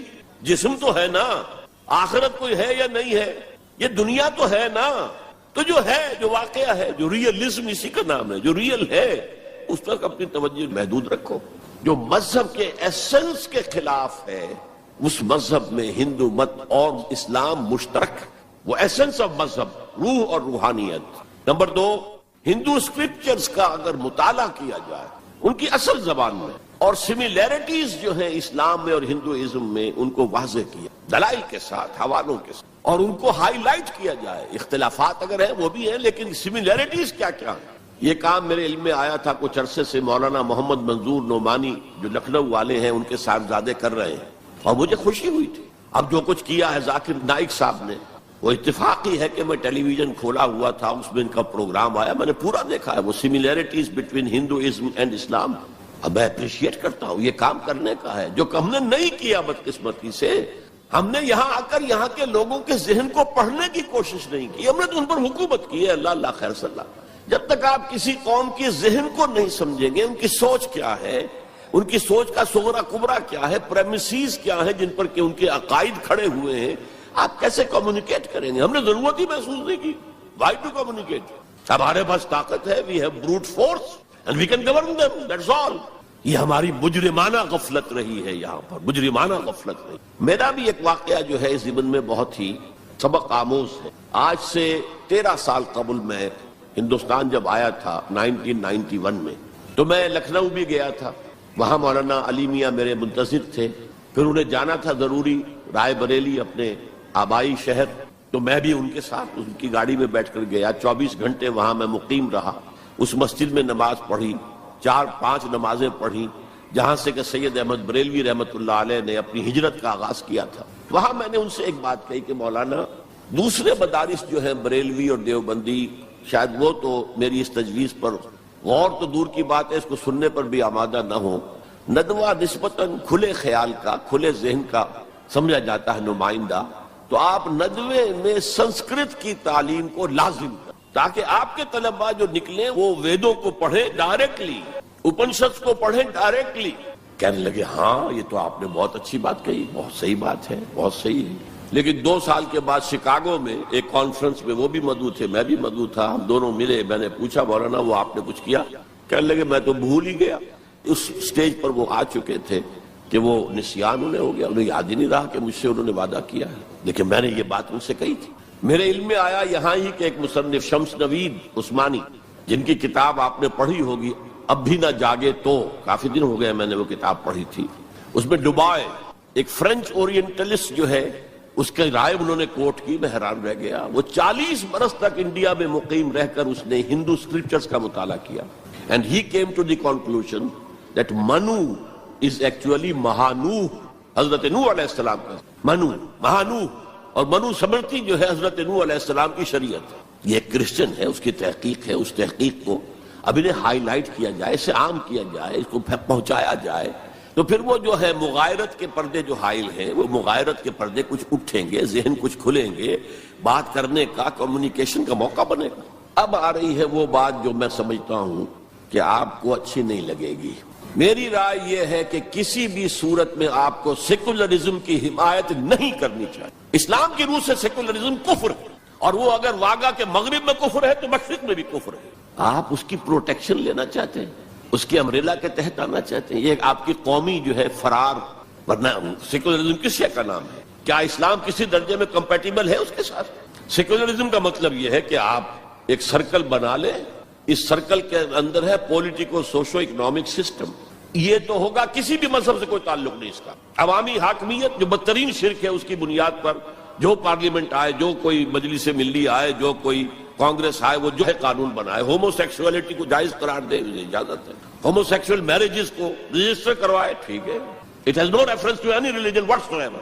ہاں اس سرکل کے پیری فری پر چھوٹے چھوٹے سرکلز بنا دیجئے. یہ ہندو مت ہے، یہ اسلام ہے، یہ سکھ مت ہے، یہ بدھ مت ہے، یہ فلاں ہے، یہ کرسچینٹی ہے، یہ جوڈائزم ہے، یہ ہے تاؤزم ہے. یہ رہیں گے پیری فری پر. یہ انفرادی معاملہ ہے زندگی کا، اور اس میں آزادی ہے ہر ایک کو. جو چاہے بلیفز رکھے، ایک خدا کو مانے، 100 کو مانو، کسی کو نہ مانے، ٹھیک ہے. شہری جو ہے وہ جس طرح چاہے پوجا پاٹ کرے، درخت کو پوجے، پتھروں کو پوجے، بتوں کو پوجے، ایک انسین خدا کو پوجے، جس کو چاہے پوجے، سورج کو پوجے، چاند کو پوجے، جو چاہے پوجے. سوشل کسٹم جو چاہے رکھے. بہرحال ہر ایک کا اپنا خیال ہے. ان چیزوں میں ہر شخص آزاد ہے، لیکن یہ پولیٹیکل سسٹم، یہ کرمنل لا جو بھی ہے، پھر اکنامک سسٹم، سود، سیوا، سب جائز ہیں. کسی مذہب کے حرام قرار دینے سے ان کو نہیں روکا جائے گا. کسی آسمانی ہدایت کو دلیل کے طور پہ تسلیم نہیں کیا جائے گا. چاہے وہ تورات ہو، چاہے قرآن ہو، چاہے کوئی اور آسمانی کتاب ہو، ہندوؤں کی کتابیں وہ تسلیم نہیں کی جائیں گی. This is not compatible with Islam. How can the Muslims accept it? مجھے حیرت ہوتی ہے. میری یہ بات میں جانتا ہوں یہاں کسی کی سمجھ میں نہیں آئے گی، لیکن یہ کہ بہرحال جیسا کہ میں نے شروع میں کہا تھا، اگرچہ قول تو وہ فرعون کا ہے، لیکن قرآن میں نقل ہوا، قرآن کی آیت ہے، ما اریکم الا ما ارا. میں آپ کو وہی کچھ دکھا سکتا ہوں جو میں خود دیکھتا ہوں، ورنہ میں سنسیئر نہیں ہوں، neither to myself nor to you. I have to be honest. Number 4، قومیت سے بالا تر ہو کر اسلام کی دعوت دی جائے. 2 چیزیں گڑبڑ نہ کی جائیں. قوم کی خدمت ہے، قوم کے لیے تعلیمی ادارے بنائے جائیں، قوم کے لیے یہ کیا جائے، کوئی حرج نہیں. قوم کی خدمت کرنا بری بات نہیں ہے. ایک مسلمان قوم کو فرعون کی غلامی سے نجات دلانے کے لیے اللہ نے حضرت موسیٰ جیسے پیغمبر کو بھیجا، جنہوں نے جاتے ہی اول وہلے میں پہلی ملاقات فرعون سے ہوئی ہے تو مطالبہ کر دیا، نرسل معنا بنی اسرائیل، ہمارے ساتھ بنی اسرائیل کو یہاں سے جانے دو، ولا تعذبہم، ان پر سختی نہ کرو، ٹارچر نہ کرو، ان پر تشدد نہ کرے، ان پر پرسیکیوٹ نہ کرو. اور اللہ نے حضرت موسیٰ علیہ السلام کے ذریعے سے اس قوم کو نجات دے دی. حالانکہ وہ قوم کیسی ناہنجار قوم تھی، جس نے جیسے ہی سمندر پار کیا ہے یا دریا پار کیا ہے کچھ لوگوں کو دیکھا بتوں پر اعتکاف کر رہے ہیں بیٹھے ہوئے، کہا ہمارے لیے بھی ایسا بنا دو تاکہ توجہ کا ارتکاز ہم کر سکیں۔ حضرت موسیٰ نے ڈانٹا، اللہ نے تمہیں کتنی عظمت عطا کی ہے، جو شرک کی دلدلوں سے، کیچڑ سے تمہیں نکالا ہے، اور تم چاہتے ہو دوبارہ اسی کے اندر پھنس جانا۔ وہی ہیں جو قدم قدم پر جھگڑتے تھے حضرت موسیٰ سے، تم نے مروا دیا ہمیں لا کے یہاں صحرا میں، اس سے تو وہاں بہتر تھے، ہم کھانے پینے کو تو ملتا تھا نا۔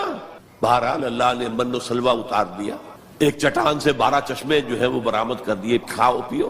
اور پھر وہ اتنی ناہنجار قوم تھی کہ جب قتال کی بات کہی گئی کہ اب تلوار ہاتھ میں لو اور داخل ہو جاؤ فلسطین کی زمین میں، کورا جواب، فَاذْهَبْ أَنْتَ وَرَبُّكَ فَقَاتِلَا إِنَّا هَاهُنَا قَاعِدُونَ، ہم تو یہاں بیٹھے ہیں، ٹس سے مس نہیں ہوں گے، جاؤ تم جاؤ، تمہارا رب، فَاذْهَبْ أَنْتَ وَرَبُّكَ فَقَاتِلَا إِنَّا هَاهُنَا قَاعِدُونَ۔ یہ معاملہ جو ہے قومی خدمت بری شے نہیں ہے، لیکن کچھ لوگ ایسے ہونے چاہیے کہ جو اس قومی تصورات سے بلند تر ہو کر انسانی سطح پر اسلام کی دعوت دیں، وہ جو ہم پڑھ چکے ہیں، وَلْتَكُن مِّنكُمْ أُمَّةٌ يَدْعُونَ إِلَى الْخَيْرِ وَيَأْمُرُونَ بِالْمَعْرُوفِ وَيَنْهَوْنَ عَنِ الْمُنكَرِ وَأُولَٰئِكَ هُمُ الْمُفْلِحُونَ۔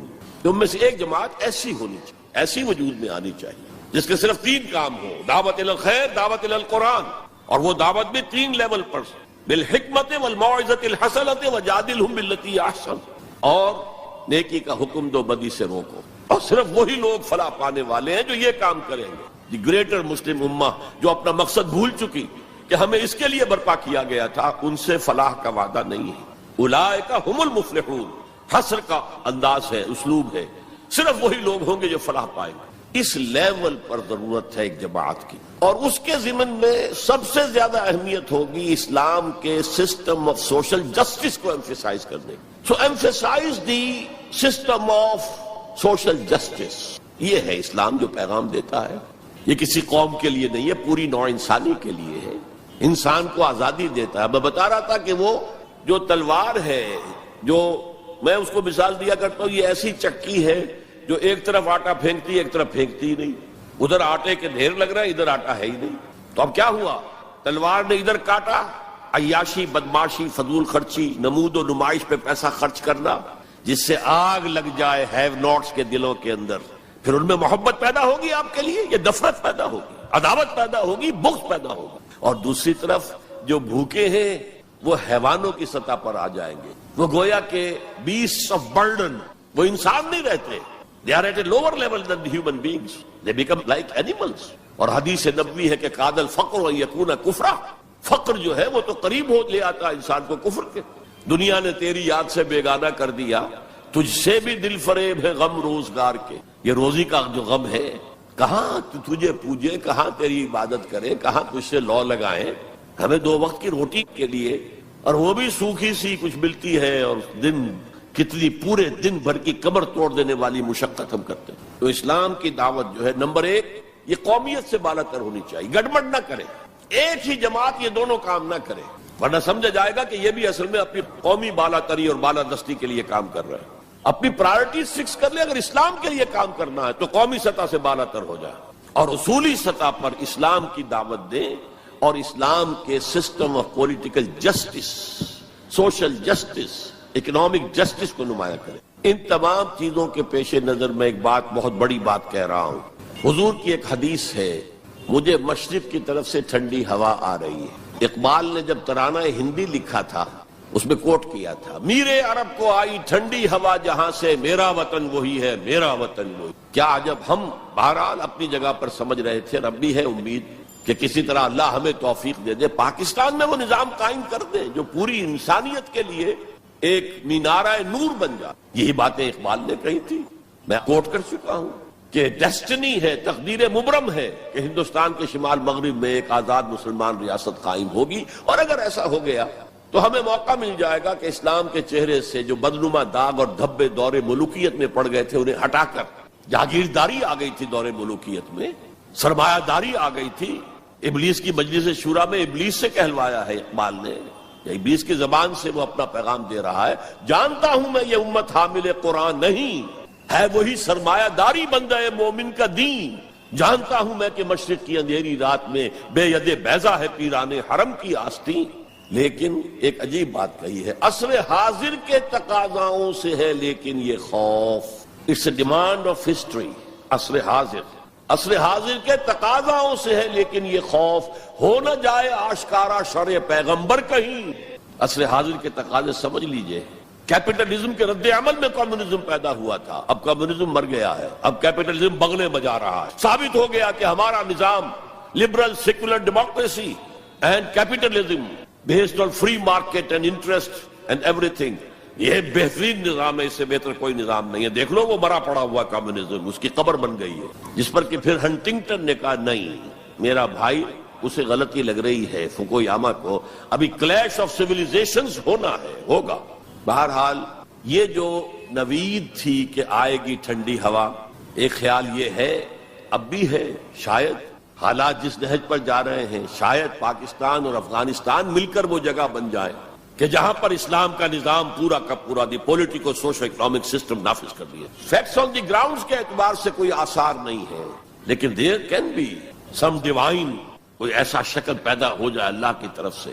میں اس سے مایوس نہیں ہوں، ابھی بالکل مایوس نہیں ہوں، اگرچہ تاحال ہم فیل ہو گئے اس میں، ہم تو وہی نظام جو انگریز چھوڑ کر گیا تھا جو کا تو لے کر جا رہے ہیں۔ آپ بہت بہتر اس سے رہے اس اعتبار سے کہ آپ نے جاگیرداری کو تو ختم کر دی۔ ہمارے ہاں تو جاگیردار مسلط ہے، اور جہاں جاگیردار مسلط ہوگا اور 70% آبادی جو ہے وہ دیہی ہے، گاؤں کی ہے، جاگیرداروں کے انگوٹھے تلے ہے، وہاں سیاست کیا ہوگی؟ سیاست جو ہے وہاں پر it's the musical chair game of the jagirdars and lords, اور کچھ بھی نہیں۔ بہرحال اللہ کرے کہ یہ اس بر عظیم سے، پاکستان بھی آخر اسی بر عظیم کا ایک حصہ تھا، بھارت اسی بر عظیم کا حصہ ہے، بنگلہ دیش اسی بر عظیم کا حصہ ہے۔ میں وہاں بھی گیا تھا تو میں نے کہا تھا کہ آپ یہاں نظام خلافت قائم کریں۔ وہاں خلافت اندولن ایک بڑی تحریک بھی اٹھی تھی، حافظ جی حضور کا نام آپ نے سنا ہوگا، بہت بڑے پیر تھے وہاں کے، جنہوں نے ایک موومنٹ شروع کی تھی کہ خلافت کا نظام قائم کیا جائے۔ لیکن یہ ہے کہ کیا عجب کہ ہندوستان کی قسمت میں ہوئی۔ شمس نوید عثمانی صاحب نے جو بات کہی ہے وہ قابل غور یقیناً ہے، اگرچہ مجھے پڑھے ہوئے اس کتاب کو بہت دن ہو گئے ہیں، لیکن مجھے امید ہے کہ جو بات میں کہنے چلا ہوں وہ ان کی طرف غلط منسوب نہیں ہوگی، لفظی طور پر کوئی غلطی ہو سکتی ہے۔ انہوں نے یہ لکھا تھا کہ امت مسلمہ کی قیادت پہلے ملی ہے سامی النسل لوگوں کو، یہ میں آپ کو بتا چکا ہوں۔ First rise of the Muslim امہ، then the first fall of the Muslim ummah, then the second rise of Muslim ummah, then the second fall of Muslim ummah, just as the first rise of Bani Israel, and then the first fall, and then the second rise, and then the second fall. The first rise of the Muslim ummah was under the leadership of the Arabs. Who are these Arabs? Sami, Semitic. اگرچہ Europe میں Semitic کا لفظ استعمال ہوتا ہے یہودیوں کے لیے صرف، وہ بھی سامی ہے، عرب بھی سامی النسل ہے۔ جب صلح کرائی تھی اور بغلگیر کروایا تھا کلنٹن نے شاہ حسین کو، اور اس وقت شامیر تھا یا کون تھا جو بھی وزیر تھا اسرائیل کا، بغلگیر ہو گئے، تو اس نے کہا تھا یو آر کزنس، بھائی تم ایک ہی باپ کے بیٹے ہو نا، یہ عرب اسماعیل کے بیٹے ہیں، ان کی اولاد ہیں، اور جو جیوز ہیں وہ حضرت اسحاق کی اولاد ہیں، حضرت اسحاق کے بیٹے حضرت یعقوب، ان کے 12 بیٹے، ان سے 12 نسلیں، 12 قبیلے جو ہیں بنی اسرائیل کے، تو یو آر کزنس۔ تو سامی النسل، پہلی قیادت سامی، حضرت سام، یہ بیٹے تھے حضرت نوح کے۔ Second rise of the Muslim امہ was under the leadership of the Turks, they are the progeny of یافس علیہ السلام، انہی کے بیٹوں میں گوگ اینڈ میگوگ کا نام بھی آیا ہے تورات میں، جوج اور ماجوج۔ وہ اصل میں سینٹرل ایشیا کے ماؤنٹینز کو کراس کر کے تو شمالی جو میدان چلتا ہے رشیا وغیرہ کا، اور پھر نیچے وہ منگولیا اور چائنا کے ساتھ، اور ادھر ویسٹ میں پھر وہ اسکینڈینیوین کنٹریز سے ہو کر ادھر سے اتر کر لوگ جو آئے ہیں اینگلو سیکسنز، انگلستان میں آئے ہیں یا اور یورپ کے حصے میں آئے ہیں، یہ سب نسل ہے یافس کی۔ تیسری نسل ہے حام کی، اس میں یہ انڈو گریک اینڈ ایرانی ایرینز، سب سے بڑی تعداد ان ایرینز کی کہاں ہے؟ یہ حام کی نسل سے ہے۔ اور شمس نوید عثمانی نے لکھا تھا کہ اب جو اسلام کی اور امت مسلمہ کی قیادت ہے وہ حام کی نسل کو منتقل ہوگی۔ دی تھرڈ رائز آف اسلام، جس پر میں حدیثیں آپ کو سنا چکا ہوں، ہونا ہے، وہ تقدیر مبرم ہے، پوری دنیا پر اسلام کا غلبہ ہو کر رہے گا۔ علامہ اقبال نے کس خوبصورتی سے کہا ہے، ہر کو جا بینی جہان رنگ و بو، تم جہاں کہیں بھی رنگ و بو کا مظہر دیکھتے ہو، خوشنمائی، خوشبو، اچھی بات، اعلیٰ قدریں، ہر کجا بینی جہان رنگ و بو، زاں کے از وہ آیت آرزو، جس سے کہ آرزو پیدا ہوتی، امنگ پیدا ہوتی۔ یا ز نور مصطفیٰ اورا بہاست، یا ہنوز اندر تلاش مصطفیٰست، یا تو حضرت محمد مصطفیٰ صلی اللہ علیہ وسلم سے وہ نور مستعار لیا گیا ہے۔ یورپ کی ساری ترقی ہوئی ہے قرآن کے اس اصول کی بنیاد پر کہ توہمات کو چھوڑو، وَلَا تَقْفُ مَا لَيْسَ لَكَ بِهِ عِلْمٌ إِنَّ السَّمْعَ وَالْبَصَرَ وَالْفُؤَادَ كُلُّ أُولَٰئِكَ كَانَ عَنْهُ مسئولا۔ حقائق پر نظر جو ہے وہ جماؤ، اور جسے کہتے ہیں استقرائی منطق۔ ایک لاجک جو ہے وہ ہے ڈیڈکٹیو لاجک، ایک ہے انڈکٹیو لاجک، انڈکشن۔ استقراء کا آغاز دنیا میں کرنے والا قرآن ہے۔ کھول آنکھ، زمین دیکھ، فلک دیکھ، فضا دیکھ، مشرق سے ابھرتے ہوئے سورج کو ذرا دیکھ۔ ان فی خلق السماوات والارض واختلاف اللیل والنہار والفلک التي تجری فی البحر بما ينفع الناس وما انزل اللہ من السماء من ماء فاحیا به الارض بعد موتها وبث فیہا من کل دابۃ وتصریف الریاح والسحاب المسخر بین السماء والارض لآیات لقوم یعقلون۔ یہ پوری کائنات اللہ کے سائنس، اللہ کی علامات، اللہ کی آیات سے بھری ہوئی۔ یہ سارا نقطہ نظر ہے جس نے سائنس کو بنیاد بنایا ہے، سائنس کو کہ اوپر توجہ منعطف کرائی ہے۔ اور یہ اصل میں پہلے بھی کہہ چکا ہوں، غرناطہ، تولیتلا جو ٹولیڈو کہلاتا ہے، قرطبہ جو آج کورڈووا کہلاتا ہے، غرناطہ جو آج گرناڈا کہلاتا ہے، اس کی یونیورسٹیوں سے پڑھنے کے لیے آتے تھے۔ یہ فرانس کے لوگ چلے آ رہے ہیں، یہ جرمنی کے نوجوان چلے آ رہے ہیں، یہ اٹلی سے آ رہے ہیں۔ انہی کے زیر اثر رینائسنس ہوا، احیاء العلوم، فلسفہ اور سائنس دونوں کی طرف جو ہے توجہ ہوئی، اور انہی کے زیر اثر اصلاح مذہب، ریفارمیشن، جسے کہ یہودیوں نے ایک خاص ٹرم دے دیا۔ یہ ایک علیحدہ موضوع ہے، اس وقت میری گفتگو کا موضوع یہ نہیں ہے۔ بہرحال ہو سکتا ہے کہ ہندوستان ہی وہ جگہ بن جائے۔ یہ ہے وہ 5 نکات جس کی بنا پر میں کہتا ہوں کہ اس وقت ہندوستان میں، بھارت میں اور بر عظیم پاک و ہند میں اسلام کی دعوت کے امکانات بہت وسیع ہیں۔ ہم فائدہ نہ اٹھائیں یہ ہمارا جرم ہوگا، اللہ کے ہاں ہم اکاؤنٹیبل ہوں گے۔ اب آج کے موضوع کے دوسرے حصے پر آئیے، مسلمان غیر اسلامی ریاست میں۔ میں نے عرض کیا تھا کہ اس عنوان سے شاید یہ گمان ہوتا ہے کہ کوئی ملک، شاید پاکستان کو آپ سمجھ رہے ہیں کہ وہ اسلامی ریاست ہے۔ اسلامی ریاست کا کوئی وجود اس وقت روئے ارضی پر موجود نہیں ہے، لہذا کوئی فرق نہیں ہے۔ اس پہلو سے کوئی فرق واقع نہیں ہوتا۔ مسلمان اکثریت کا ملک، مسلمان اقلیت کا ملک، کیا فرق واقع ہوا؟ کوئی فرق واقع ہے، اس لیے کہ اوپر تو نظام جو ہے وہی طاغوت کا نظام ہے، وہی سیکولر نظام ہے، وہی انٹرسٹ بیسڈ اکانومی کا جو ہے نظام ہے، وہی بے حیائی، بے پردگی اور فحاشی کا نظام ہے جو چلا آ رہا ہے، اور جس کو وہ اب social engineering program under the United Nations Organization, social engineering, جس کے اصول کیا ہے؟ پروسٹیٹیوشن کو بھی ایک باعزت پیشہ قرار دیا جائے۔ ان کے لیے نام جو ہے قائم کیا گیا سیکس ورکرز۔ ہومو سیکسولیٹی کو بھی ایک نارمل اورینٹیشن قرار دیا جائے۔ نارمل ہے، نارمل نہیں ہے۔ nobody should object to it۔ عورت اور مرد بالکل برابر ہوں، شادی کے قوانین کے ضمن میں بھی اور ہر اعتبار سے برابر، وراثت میں بھی برابر۔ اور عورت اگر گھر کا کام کرے تو ویج طلب کر سکتی ہے مرد سے، شوہر سے، اور اگر وہ حمل کی سختیاں برداشت کرے اور وضع حمل کی تکلیف برداشت کرے اس پر بھی وہ معاوضہ مانگ سکتی ہے شوہر سے۔ اس طرح کی چیزیں، سوشل انجینئرنگ پروگرام۔ معاشرے کا تیا پانچا ہو گیا ان کے ہاں، فیملی لائف کے ٹکڑے ہو گئے، بکھر گئی فیملی لائف، ہے ہی نہیں، شادی کا بندھن نہیں۔ We are living together, that's all, we are not married. بچے بھی ہو رہے ہیں but we are not married, اس لیے کہ وہ میرج کے قوانین ایسے بنا دیے گئے کہ مرد اس کو گوارا کرنے کو تیار نہیں۔ آپ نے کسی سے میرج کی اور کچھ دنوں کے بعد آپ کی اس کے ساتھ نئی بنی طلاق دیں گے، آدھی پوری پراپرٹی، پورا اپنا سرمایہ آدھا دینا پڑے گا۔ کون مرد اس کے لیے تیار ہو؟ خامخواہ کائے کو؟ عورت کو تو مرد کی ضرورت ہے کہ نہیں ہے؟ وہ رہے گی میرے ساتھ، we are living together, we are not married. یہ ہے جو اقبال نے بات کہی تھی وہ 100% پوری ہو چکی ہے۔ تہذیب ختم ہو چکی ہے، تہذیب سنڈاس بن چکی ہے۔ مغربی تہذیب، تمہاری تہذیب اپنے خنجر سے آپ ہی خودکشی کرے گی، جو شاخ نازک پہ آشیانہ بنے گا ناپائیدار ہوگا۔ اب آپ نے سنا ہوگا بش صاحب واز کہتے ہیں شادی کرو، شادی کرو، شادی کرو۔ اب وہاں یہ واز کہنا پڑتا ہے شادی کرو، میرج کے کانٹیکٹ کے اندر بندھو۔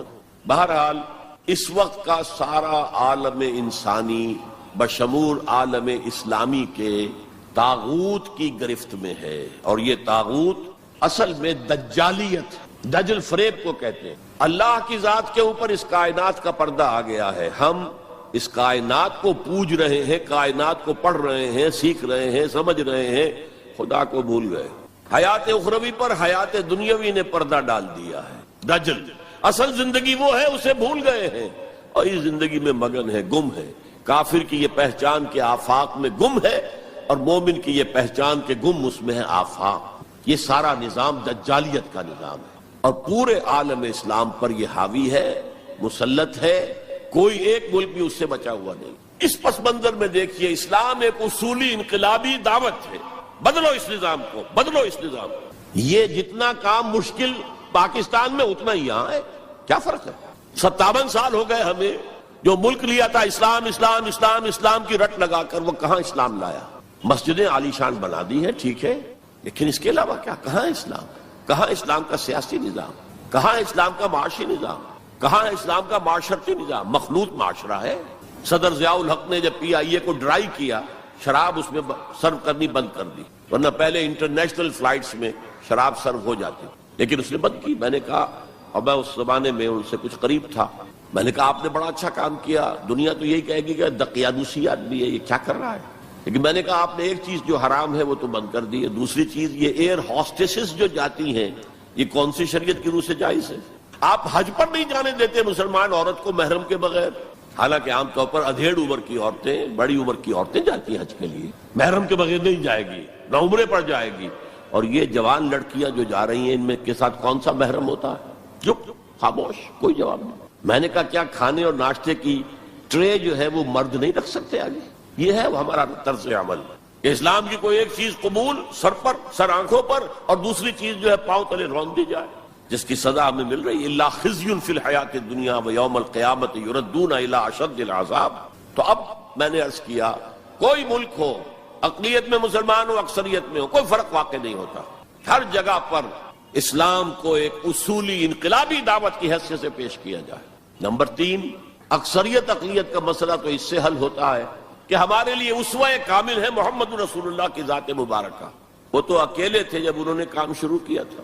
آپ کی اہلیہ حضرت خدیجہ رضی اللہ تعالی عنہ، آپ کے دوست پرانے ابو بکر رضی اللہ تعالی عنہ، آپ کے چچا بھائی جو آپ ہی کے زیر تربیت تھے، وہی رہ رہے تھے، چونکہ ان کے والد ابو طالب بہت غریب تھے، لہذا حضور نے انہیں اپنے پاس رکھا ہوا تھا، ان کے اوپر سے بوجھ کم کرنے۔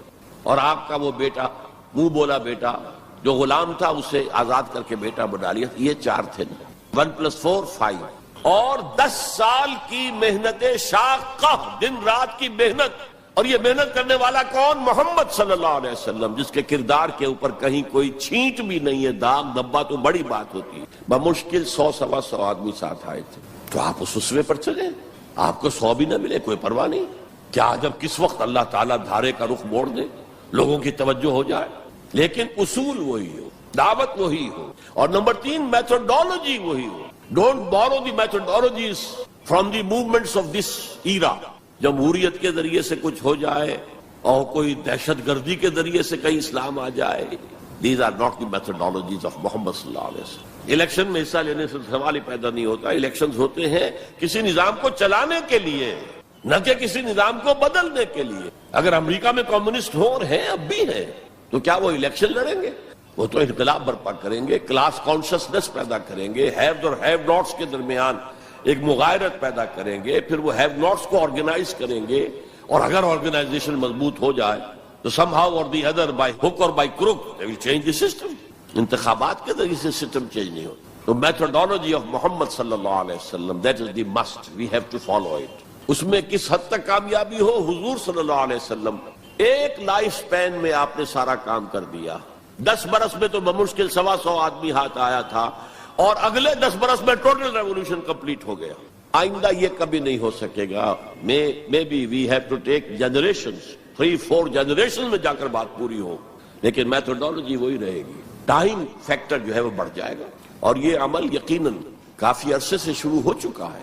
وہ احساس میں آپ کے سامنے رکھ چکا ہوں۔ وہ احساس اب امت مسلمہ میں بڑے وسیع پیمانے پر ہے کہ اسلام صرف مذہب نہیں، دین ہے۔ دین اپنا غلبہ چاہتا ہے۔ دین تو ہوتا ہی دین تب ہے جبکہ وہ غالب ہو۔ دین مغلوب ہو گیا تو مذہب ہو گیا۔ اس اعتبار سے یہ احساس اب کافی بڑے حلقے کے اندر موجود ہے۔ البتہ میتھوڈالوجی کے بارے میں امت مسلمہ بھٹک رہی ہے ادھر سے ادھر. اقبال نے جو شعر کہا تھا کہ نشان راہ دکھاتے تھے جو ستاروں کو، ترس گئے ہیں کسی مرد راہ داں کے لیے. اللہ کا شکر ہے، میں اللہ کا شکر ادا کرتے ہوئے کہہ رہا ہوں اور کسی خود ستائی کے جذبے کے بغیر کہہ رہا ہوں، اللہ نے مجھ پر سیرت محمدی صلی اللہ علیہ وسلم کو کھول دیا. جیسے میں نے پرسوں کہا تھا کہ ایک حدیث نے تاریخ کے ایک بہت بڑے صندوق کو میرے لیے کھول دیا. لَيَأْتِيَنَّ عَلَىٰ أُمَّتِي مَا أَتَىٰ عَلَىٰ بَنِي إِسْرَائِيلَ حَسْبَ النَّعْلِ بِالنَّعْلِ. میری امت پر بھی وہ سارے حالات وارد ہو کر رہیں گے جو بنی اسرائیل پہ ہوئے تھے، بالکل ایسے جیسے ایک جوڑے کی دو جوتیاں ایک دوسرے کے مشابہ ہوتی. اسی طرح اللہ تعالیٰ نے سیرت النبی کو مجھ پر کھولا، میں نے اس کا انالیسس کیا، تجزیہ کیا اور اس سے انفر کیا ہے اور چیلنج کرتا ہوں. The process of a true revolution can be deduced, can be inferred only from the سیرہ of محمد صلی اللہ علیہ وسلم. اس کی وجہ کیا ہے؟ تاریخ انسانی کے باقی سارے انقلاب جزوی تھے. فرینچ ریولوشن میں صرف سیاسی نظام بدلا اور کچھ بھی نہیں بدلا. عقائد وہی رہے، اخلاق وہی رہے، معاشی نظام وہی رہا جو پہلے تھا، صرف سیاسی نظام بدلا. بولشوک ریولوشن میں معاشی نظام بدلا، باقی معاشرہ وہی تھا، سوشل ویلیوز وہی تھیں، وہی عیسائیت جو کی تو قائم تھی. صرف ایک ریولوشن ہے پوری ہیومن ہسٹری میں جس نے ٹوٹل چینج کیا. عقیدے بدل گئے، اخلاق بدل گئے، صبح و شام کے انداز بدل گئے، شب و روز کے نقشے بدل گئے، نظام بدل گیا، سیاسی نظام، نیا سیاسی نظام. میں آپ کو بتا چکا ہوں the historical role of Islam پر ایم این رائے کی کتاب پڑھیے اسے. اچھا، اور یہ تاریخی انقلاب، عظیم ترین انقلاب تاریخ کا، یہ ایک لائف سپین میں مکمل ہو گیا. فرینچ ریولوشن کے لیے فکر دینے والے روسو، والٹیئر وغیرہ بیسیو جو ہے صاحب قلم تھے، ان کا ایکچوئل انقلاب برپا کرنے میں کوئی حصہ نہیں. They were men of the letters. Desk workers تھے، بیٹھ کر لکھ سکتے تھے، میدان میں آ کر لیڈ نہیں کر سکتے. یہی وجہ ہے کہ فرینچ ریولوشن بڑا بلڈی ریولوشن، بہت خون بہا ہے، فساد، ہنگامہ. There was no leader. Leaderless mob. ایک فکر تو آ گیا لیکن موب تو بالکل لیڈرلیس تھا. بولشوک ریولوشن کے اندر میں نے بتایا آپ کو، اس کا فکر دینے والے مارکس اور اینجلز، وہ تو جرمنی میں بیٹھ کر کتاب لکھی ہے اور وہ تکمیل اس کی ہے داس کیپیٹال کی انگلستان کے اندر. انگلستان میں آج تک وہ انقلاب نہیں آیا. یہ بولشوکس اینڈ بولشوکس نے رشیا کے اندر اور عین وقت کے اوپر آ کر لینن نے اس کی قیادت سنبھال لی، ہائی جیک کیا. ادروائز دی بولشوکس ور مور امپورٹنٹ. بہرحال یہاں یہ ہے کہ ایک شخص ہے، وہ ایک شخص سے دعوت شروع کر رہا ہے، تنکا لا کر اپنا گھونسلہ بنا رہا ہے، اور پھر وہی شخص جو اسٹریٹ پریچر تھا وہی آرمیز لیڈ کر رہا ہے. تو methodology of a revolution can be deduced only, the only source, if you want to know what is the methodology of a true revolution, the only source is the seerah of Muhammad صلی اللہ علیہ وسلم. اور جیسا کہ میں نے آپ کو بتایا تھا حدیث نبوی کہ حضور نے 5 ادوار گنوائے تھے اپنے دور سے لے کر، دور نبوت، دور خلافت علی منہاج النبوہ جسے ہم خلافت راشدہ کہتے ہیں. حدیث میں لفظ ہے خلافہ علی منہاج النبوہ، نبوت کے نقش قدم پر خلافت. پھر تیسری کاٹ کھانے والی ملوکیت، چوتھی غلامی والی ملوکیت، جبکہ انگریزوں کے غلام ہو گئے، فرانسیسیوں کے غلام ہو گئے، اطالویوں کے غلام ہو گئے، اسپینیئرز کے غلام ہو گئے، ڈچ کے غلام ہو گئے، پورچوگیز کے غلام ہو گئے. اور اس کے بعد آپ نے فرمایا پھر خلافت علی منہاج النبوت کا دور آئے گا. اور اس کے ضمن میں امام مالک رحمۃ اللہ علیہ کا ایک بڑا ذری قول ہے، لن یصلح آخر هذه الامہ الا بما صلح به اولها. اس امت کے آخری حصے کی، آخری حصہ کون سا ہوگا؟ خلافت علی منہاج النبوہ.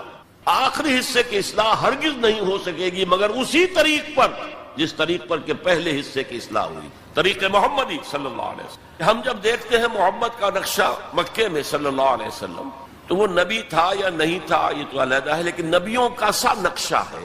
درویشی ہے، لوگ گالیاں دے رہے ہیں، کوئی پاگل کہہ رہا ہے، وہ دعائیں دے رہے ہیں، پتھراؤ کیا جا رہا ہے، وہ پھر بھی بد دعا نہیں دیتے. درویشی، دعوت، تبلیغ. جیسے مسیح کبھی وہاں گئے واس کر رہے ہیں، کبھی وہاں گئے واس کر رہے ہیں، کبھی وہاں گئے واس کر رہے ہیں، ایسے حضور اسٹریٹ پریچنگ بھی کر رہے ہیں. جو میلے ہوتے تھے، بازار لگتے تھے، ان میں جا کے تبلیغ کرتے تھے، تقریریں کرتے تھے. تو یہ نقشہ تو ہے، نقشہ یہ تو ہے. وہ تھے یا نہیں تھے اس کو چھوڑ دو، لیکن یہ نقشہ جو ہے نبیوں کا ہے. But here he fled. اور ان کے کہنے کے مطابق he had to run away, to فلی.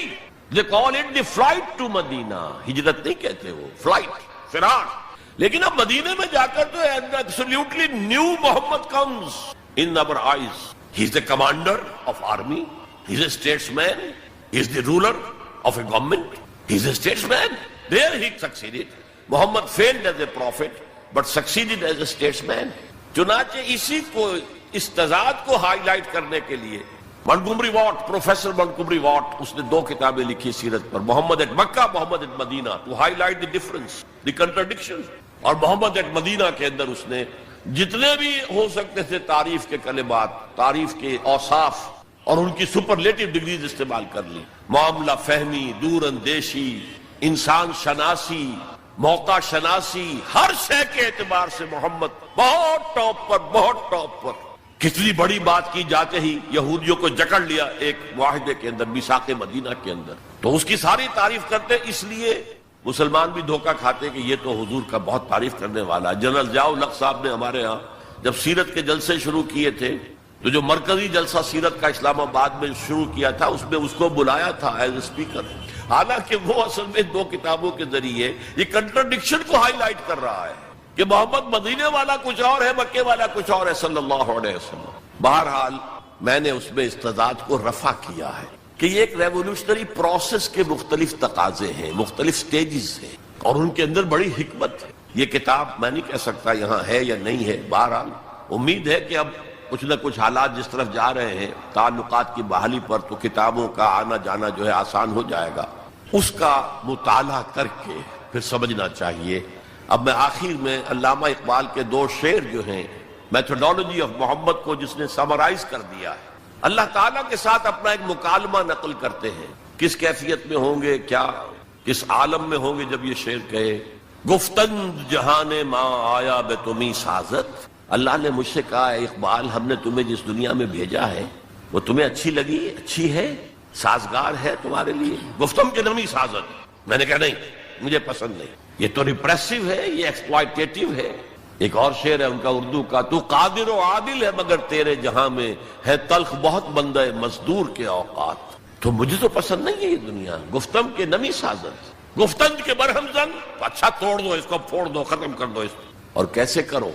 2 مصروں میں با نشہ درویشی در ساز و دمادم زن. پہلا مرحلہ درویشی کا ہے، دعوت کا ہے، تبلیغ کا ہے. تمہیں جو کہا جائے، پاگل کہا جائے، مجنون کہا جائے، شاعر کہا جائے، ساحر کہا جائے، مسحور سنو اور برداشت کرو. برداشت. مار کھانی پڑتی ہے، کھاؤ. پتھراؤ ہوتا ہے، سہو اپنے جسم اثر پر. بانشہ درویشی در ساز و دمادم. بدھ مت کے بھکشو بن جاؤ. لیکن کیوں پختہ شوی، جب پختہ ہو جاؤ، تیار ہو جاؤ، معتدب تعداد میں لوگ تمہیں مل جائیں، وہ منظم ہوں، وہ سم و طاعت کی پابندی کرتے ہوں، وہ اپنے وجود پر اپنے گھر میں اسلام نافذ کر چکے ہوں، اگر یہ طاقت حاصل ہو جائے جو پختہ شوی خود را بر سلطنت جم زن، تو اپنے آپ کو سلطنت جم کے ساتھ ٹکرا دو. یہ پروسیس ہے مدینے کا. پہلا مصرع ہے مکے کا، با نشہ درویشی در ساز و دمادم زن. کرو محنت، کرو محنت درویشی کے ساتھ، کیے جاؤ کیے جاؤ. for 13 long years it was درویشی. صحابہ کو منع کر دیا گیا تھا تم کوئی جواب نہیں دو گے. No retaliation, no raising of hands even in self defence. با نشہ درویشی در ساز و دمادم زن، چوں پختہ شوی خود را بر سلطنت جم زن. اب تمہیں اس اللہ کی حکومت قائم کرنی ہے. سلطنت جم سے ٹکرا جاؤ، توڑ پھوڑ دو، برہم زن، توڑ پھوڑ کر رکھ دو اس غلط نظام کو. یہ ہے طریق محمدی 2 مصروں کے اندر. تو میرے نزدیک مسلمان چاہے وہ مسلم اکثریت کے ممالک میں رہ رہے ہوں لیکن وہاں اسلام کا نظام نہیں ہے. یونیورسل ہے اس وقت، سیکولرزم یونیورسل. اکانومی کا نظام، سود کا، بینک کا، یونیورسل. تہذیب وہ مخلوط تہذیب جس میں شرم، حیا، عفت، عصمت کے تصورات اب اڑ جائیں گے، ایویپوریٹ ہو جائیں گے، ختم ہو جائیں گے. یہ کوئی دن کی بات ہے. مرد ہوش مند اقبال نے کہا تھا غیرت نہ تجھ میں ہوگی نہ زن اوٹ چاہے گی. عورت کو اوٹ بھی درکار نہیں ہوگی کہ کہیں اوٹ میں ہو کر اس کے ساتھ جو ہے وہ زنا کیا جائے. کھلم کھلا بھی ہو تو کیا حرج ہے. یہ کوئی دن کی بات ہے. مرد ہوش مند غیرت نہ تجھ میں ہوگی نہ زن اوٹ چاہے. اور اس طرف جا رہا ہے. پورا پروگرام یونائٹڈ نیشنز آرگنائزیشن کی جنرل اسمبلی کے تحت ہوا ہے. پہلے ایک کانفرنس ہوئی تھی قاہرہ میں، کائرو، پھر ہوئی بیجنگ، دونوں طرف سے ایشیا کو جکڑنے کے لیے، کہ اس لیے کہ ابھی ایشیا میں اور خصوصاً مسلمان ممالک میں اور یقیناً ہندوستان میں بھی فیملی سٹرکچر ابھی مضبوط ہے، ابھی بزرگوں کا کچھ ادب ہے، لحاظ ہے، والدین کی خدمت ہے، ابھی شرم اور حیا کے کچھ اثرات ہیں، اگرچہ ہمارا ایلیٹ طبقہ جا چکا، مغربی رنگ کے اندر رنگا جا چکا ہے، لیکن یہ کہ ہیں، اور اس کو توڑنے کے لیے ادھر کائرو کانفرنس، ادھر بیجنگ کانفرنس، پھر Beijing +5 conference under the auspices of United Nations Organization, اور اس کا فیصلہ کیا ہے؟ Social engineering program. اب اس پورے سوشل سٹرکچر کو توڑ کر ایک نیا سٹرکچر لانا ہے، عمارت کو گرا کر نئی عمارت بنانی ہے۔ گفت رومی ہر بنائے کوہنہ کا باداں کنند، تو نہ دانی اولا تعمیر را ویرا کرند۔ گفت رومی نے کہا ہے کہ جو بھی کوئی بنائے کوہنا ہے، پرانا نظام ہے، اس کو اگر آپ تلپٹ کرنا چاہتے ہیں، کوئی اور نیا نظام لانا چاہتے ہیں، تو پہلے نظام کو گرانا پڑے گا، پہلی عمارت کو گرانا پڑے گا۔ تو یہ سوشل سٹرکچر جو ٹوٹ پھوٹ چکا ہے ویسٹ میں، اب وہ چاہتے ہیں کہ ایسٹ میں بھی ٹوٹ پھوٹ جائے۔ بہرحال ہمیں جو اصل موضوع تھا، مسلمان غیر اسلامی ریاست میں، مسلمان ایک داعی امت کا نام ہے، یہ قوم نہیں ہے، امت ہے، ہم مقصد لوگوں کا مجموعہ۔ وَلْتَكُن مِّنكُمْ أُمَّةٌ يَدْعُونَ إِلَى الْخَيْرِ وَيَأْمُرُونَ بِالْمَعْرُوفِ وَيَنْهَوْنَ عَنِ الْمُنكَرِ، داعی بن کر کھڑے ہوں، اور یہ دعوت ریولوشن اورینٹڈ ہونی چاہیے، نظام کو بدلنے کی تیاری کرنے والی دعوت، کہیں بھی ہو، مسلم مائنورٹی کنٹری میں ہو، مسلم میجورٹی کنٹری میں ہو، یہاں تک کہ چاہے اکیلا ہو کوئی شخص دنیا کے اندر کسی ملک میں، he has to do it، اگر وہ مسلمان ہے، بلکہ صحیح معنی میں اگر وہ بندہ مومن ہے۔ اقول قولی ھذا واستغفر اللہ لی ولکم ولسائر المسلمین والمسلمات۔ سوال و جواب کے سیشن کی طرف چل رہا ہوں۔ پہلا سوال محمد عادل ہیں۔ What are the rights of a non-Muslim in a Muslim state? Kindly explain the concept of جزیہ۔ یہ بڑا اچھا سوال ہے۔ میں مسلم اسٹیٹ کا تو نہیں کہتا، اس لیے کہ وہ تو آج کل اس سے سیکولر نظاموں پر چل رہے ہیں، ایکول سٹیزن شمار ہوتے ہیں، لیکن اسلامک اسٹیٹ میں یہ ہے کہ نان مسلم ول بی مائنورٹیز۔ جیسے میں نے کہا، یہاں مسلمانوں کو مائنورٹی اسٹیٹس اپنے لیے قبول کر لینا چاہیے، کیونکہ آپ نے ایک علیحدہ قوم ہونے کے مطالبے پر اور دعوے پر آپ نے، یہ تو ہندوؤں کے لیے تو بھارت ماتا اتنا ہی متبرک تھا جتنا کہ گو ماتا، آپ نے اس کے ٹکڑے کرا دیے، اور اس میں بڑا ہاتھ آپ لوگوں کا ہے، آپ کے آباء و اجداد کا ہے، ہندوستان کے رہنے والوں کا۔ مسلم لیگ کی قیادت بیسیکلی مائنورٹی پروونسز سے تھی۔ بہرحال ایک اسلامی ریاست میں غیر مسلم اگرچہ ایکول سٹیزن نہیں ہوگا، پروٹیکٹڈ مائنورٹی ہوگا۔ یہ پروٹیکشن جو ہے اسی کے لیے لفظ ذمہ ہے، ذمہ داری آپ بولتے ہیں اردو میں۔ اسلامی ریاست کی ذمہ داری ہوگی اس کی پروٹیکشن، اسے پوری مذہبی آزادی حاصل ہوگی، اس کی عبادت گاہوں کی حفاظت مسجدوں سے زیادہ کی جائے گی۔ یہ سورہ حج کی ایک آیت ہے، لَهُدِّمَ الصَّوَامِعُ وَبِيَعٌ وَصَلَوَاتٌ وَمَسَاجِدُ يُذْكَرُ فِيهَا اسْمُ اللَّهِ كَثِيرًا۔ اگر اللہ تعالیٰ دنیا میں کسی قوم کو دوسری قوم کے ذریعے دفع نہ کرتا رہتا، جب کوئی قوم گل سڑ جاتی ہے تو اسے ہٹاتا ہے، کسی کے ذریعے سے تباہ کر دیتا۔ اگر ایسا نہ ہوتا تو یہ سارے گرجے، راہب گھر اور یہودیوں کی یہ ساری سولوتا، سینیگوگز اور مسجدیں سب ختم ہو جاتی، برباد ہو جاتی، تباہی ہو جاتی۔ تو مسجدوں کا ذکر بعد میں آ رہا ہے، چرچز کا، راہب خانوں کا، خانقاہوں کا اور جیوش سینیگوگز کا پہلے ہو رہا ہے۔ اسی طرح انہیں پوری اجازت ہوگی کہ وہ اپنی نیکسٹ جنریشن کو اپنی جو تعلیم دینا چاہیں دیں، انہیں پرسنل لا مکمل اختیار حاصل ہوگا، شادی بیاہ جس طرح چاہیں کریں، طلاق یا سیپریشن کی کوئی شکل رکھنا چاہیں نہ رکھنا چاہیں یہ ان کا معاملہ ہے، یہاں تک کہ انہیریٹنس لا بھی ان کا اپنا ہوگا۔ پھر ان کے لیے تمام مواقع ہوں گے، وہ سرکاری ملازمتوں میں جائیں، وہ کاروبار کریں، وہ پروفیشنز کے اندر انٹر ہوں، اس کا حاصل کریں اور پریکٹس کریں۔ البتہ بس دو چیزیں نہیں ہوگی، ایک لیجسلیٹو پروسیس میں ان کو ایسوسیٹ نہیں کیا جائے گا، ان کی اسمبلی علیحدہ ہو، وہ اپنے ووٹوں سے منتخب کریں تاکہ اپنے مسائل پر حکومت سے گفتگو کر سکیں، معلوم ہو حکومت کو کہ یہ نمائندے ہیں اس کمیونٹی کے، تو ان سے بات کریں۔ لیکن یہ ہے کہ جو مین لیجسلیٹو اسمبلی ہوگی اس میں نہیں آئے گا غیر مسلم، اس لیے کہ قانون سازی کے لیے وہاں سورس کیا ہے؟ قرآن اور سنت۔ دے بلیو ان نائدر، نہ قرآن کو مانتے ہیں نہ رسول کو مانتے ہیں کہ اس کی سنت کی کوئی حیثیت ہو، تو اس ایبسولوٹلی لاجیکل۔ اور دوسرا یہ کہ جو ریاست کے ہائیسٹ لیول کی پالیسی میکنگ ہوگی اس میں ایسوسیٹ نہیں کیا جائے گا، کیونکہ اسلامک اسٹیٹ کی ہائیسٹ پالیسی کیا ہوگی؟ To propagate Islam, to export the Islamic revolution, and from a non Muslim we can't expect to subscribe to this object. دو چیزیں ہیں یہ جن میں باقی وہ فوجی ملازمت ان پر لازم نہیں ہوگی، مسلمانوں پر لازم ہوگی. جب چاہیں گے مسلمان جو ہے ان کو لے آیا جائے گا، ان پر نہیں ہوگی. وہ چاہیں تو شامل ہو جائیں، نہ چاہیں تو نہیں، ان پر جبر نہیں ہوگا.